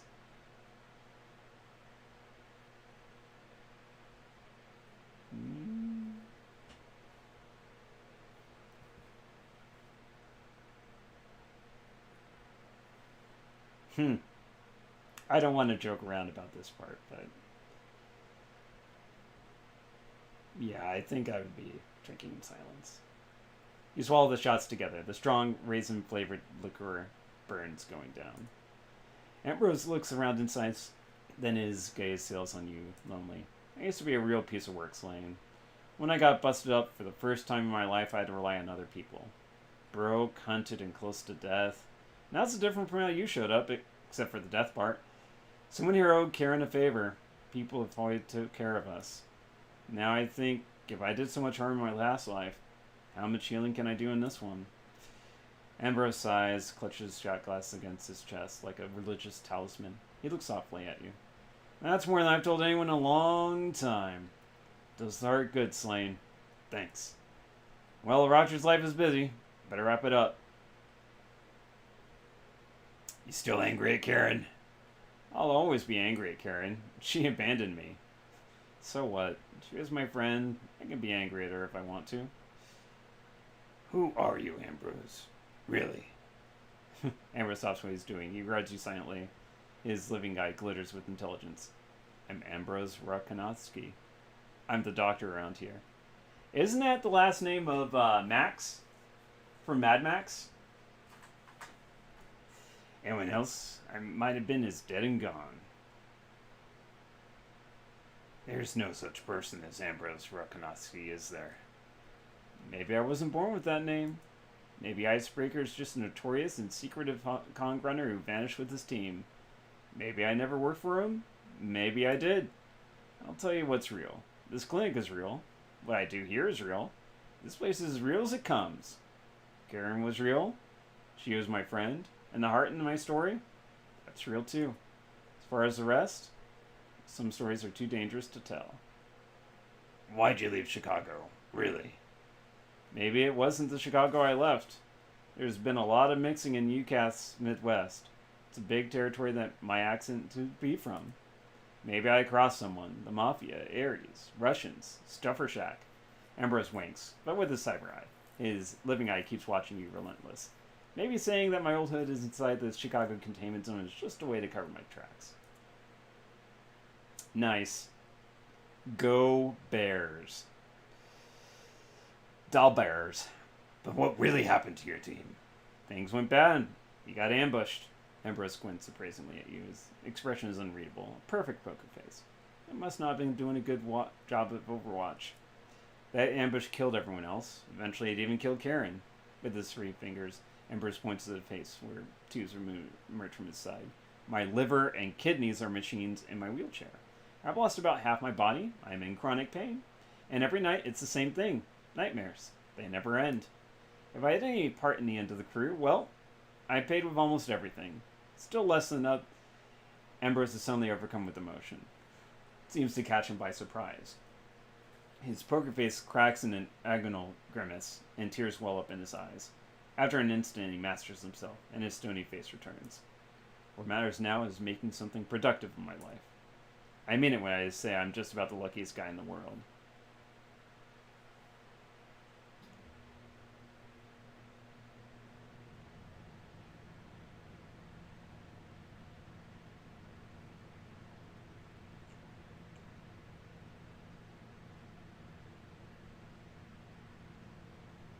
Still with the doublespeak. What happened to your team? I don't know. I never saw any of them ever again. It's all ancient history now. Very well, Ambrose. Keep your secrets. I will. Welcome to the Shadows Slain. He smiles knowingly at you, but not in an unkindly way. Enjoy your stay. Goodbye. So, yeah. Could be he killed his team. Could be. Those news clippings and mementos posted around the clinic are visibly consistent with Ambrose's story. The general decorations, you can trace his journey. Bunch of aging Chicago photographs, Seattle, the ocean from what looks like a container ship, Osaka, Japan, Singapore, Hong Kong, the residents of Hawaii, plastered over everything else. Let's use spellcasting. A sense of warmth immediately washes over you. The clinic overflows with a sense of connection and belonging. Ephemeral astral cords snake through it, coming off Ambrose and streaming out through the doorway, probably to other residents of Hawaii. Many of the pictures and mementos have gone gray as if they hold no meaning for anyone. Strangely, it's the ones from Chicago and the trip across North America that have faded. Usually the artifacts that people get from their deep past are vibrant with emotion and meaning. In contrast, the pictures of people in Hawaii glow with feeling. The picture of Ambrose's old runner comrade, Karen, shines brightly. It's almost incandescent. A gleaming cord of connection runs between it and Ambrose. The pictures of the young men in Mustang blaze like a star. Ambrose, according to it, is far more intense than is usual between someone and a picture from their youth. The operating table is swathed in a halo of warm feelings and pleasantness, as if much healing has occurred here. Mild toxicity also surrounds it, typical for a street clinic installing combat wear. Bitter feelings of lost humanity, revenge, ambition, and folly. There's occasional searches of something darker. It feels bloody, dirty, similar how it felt in the Mahjong parlor when Kindly was interrogating the undercover HKPF officer. Keep perceiving. Beneath the warm halo and toxicity, there's almost something subtle, very, very painful. It's almost invisible, but subtly etched into the deep astral. In that scar, it's a sense of sadness and longing is so intense it's almost nauseating. Ambrose himself glows, his disfigured meridians running with light. His head is covered in tangled astral mucus and cluttered with cyberware, but his eyes grow bright and clear. His heart pulses with a scintillating light. Beneath his heart, his solar plexus is a sickening black hole. The feeling that comes from it is chilling. Self-hatred, guilt. It's bottomless. Does this do that again? Yeah. Okay. Chicago photos. Many photos are Chicago landmarks and of street races. Interspersed with them are obviously personal photos of Caucasian and African American metahumans at a bar, in front of a fountain, working on a car, and so on. A young man who must be Ambrose appears in a few of them, but no other person is repeated in the photographs. Young Ambrose doesn't appear in any of the pictures with recognizable landmarks. Look through the general decks. Most of the big pictures are of old Chicago or classic motorhead Americana. 20th century gas stations, desert highways, Devil's Tower, motorcycle gangs. Closer inspection reveals a section full of personal photos, recording what they might have been Ambrose's trip from Chicago through the Western UCAS, the Sioux Nation, and Seleucid Council to Seattle. There's even a photo of the ruins of Grand Coulee Dam. Once it was the largest power station in the old USA. Now it's breached. The Columbia River roars through its jagged concrete throat, wild and cataclysmic. Alright. So, maybe, just maybe, he got what he deserved. The mess of notes, mementos, photos, and paperwork on the wall behind the computer reflects the daily work of Ambrose's life, and hints at the story he's told you. A framed photo shows what must be Ambrose as a young man back in his Chicago days, standing proudly in front of a vintage Ford Mustang. It looks like a young Ambrose. It's hard to tell for sure with all his scarring cosmetic reconstruction now. Young man definitely has Ambrose's big, cheesy grin. He can't be more than 25 years old, but he already has a thick handlebar mustache. Alright. Fair enough. Keep your secrets, Ambrose. And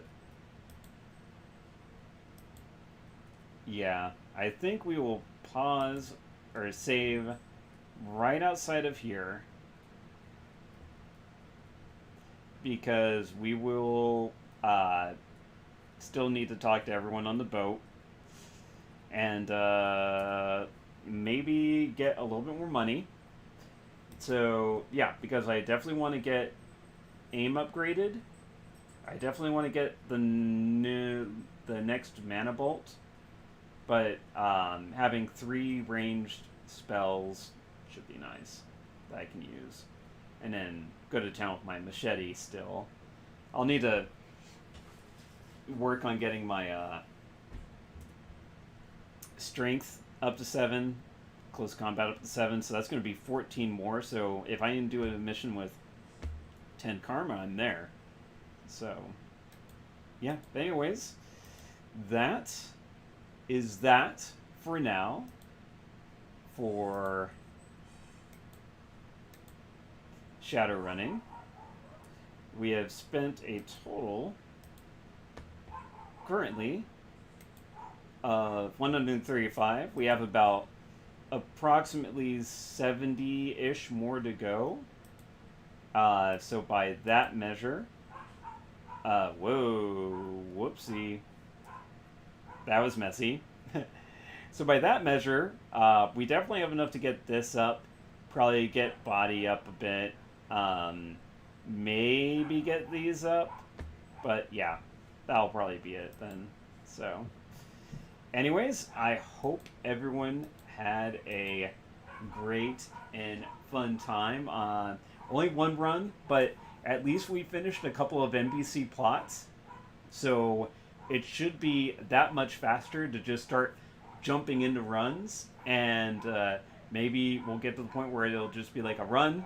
We come in, get our money, buy something, go out for another run. So I'll be back on Thursday, about 7 p.m. Central. Thanks everyone for dropping in, watching. If you're on YouTube, you can like or comment or what. I mean, I don't really care. As long as you're having fun watching these, that's all that matters. If you don't like it, dislike it. Tell me what you didn't like, because I'm always open for criticism if it's constructive. If it's not constructive, well, I mean, that's the internet for you, so. All right, y'all take care. Have a good night. Bye-bye, Sils.